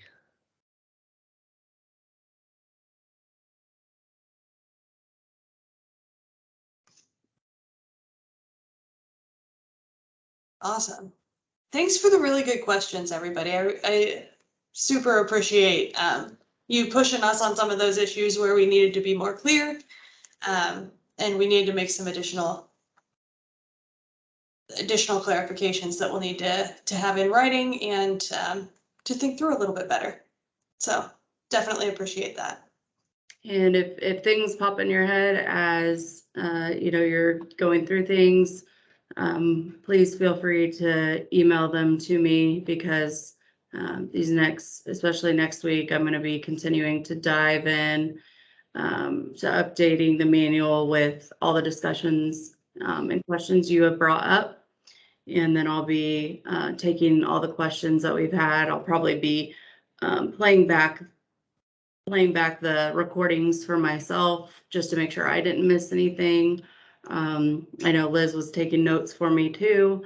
So I'm going to go through all that and just compile everything. But any additional things, please do not. I know some of you email me and you guys crack me up. You're like, I don't mean to bother you. You're not bothering me ever. Please, send them my way if you have questions, or if you think there's something. You are the experts in the field doing the work on the day-to-day. So I need your input. I'm new here. I'm new to the water program. The water program's new. I think hopefully Emily and Liz and Tom can attest that I care deeply about this water program and I want it to run smoothly. And I really want it to go well. So You know, anything that I can gather from you, I would love. So please send my way. On that note, if there's not any more questions at this time, let's go ahead and break for lunch. I think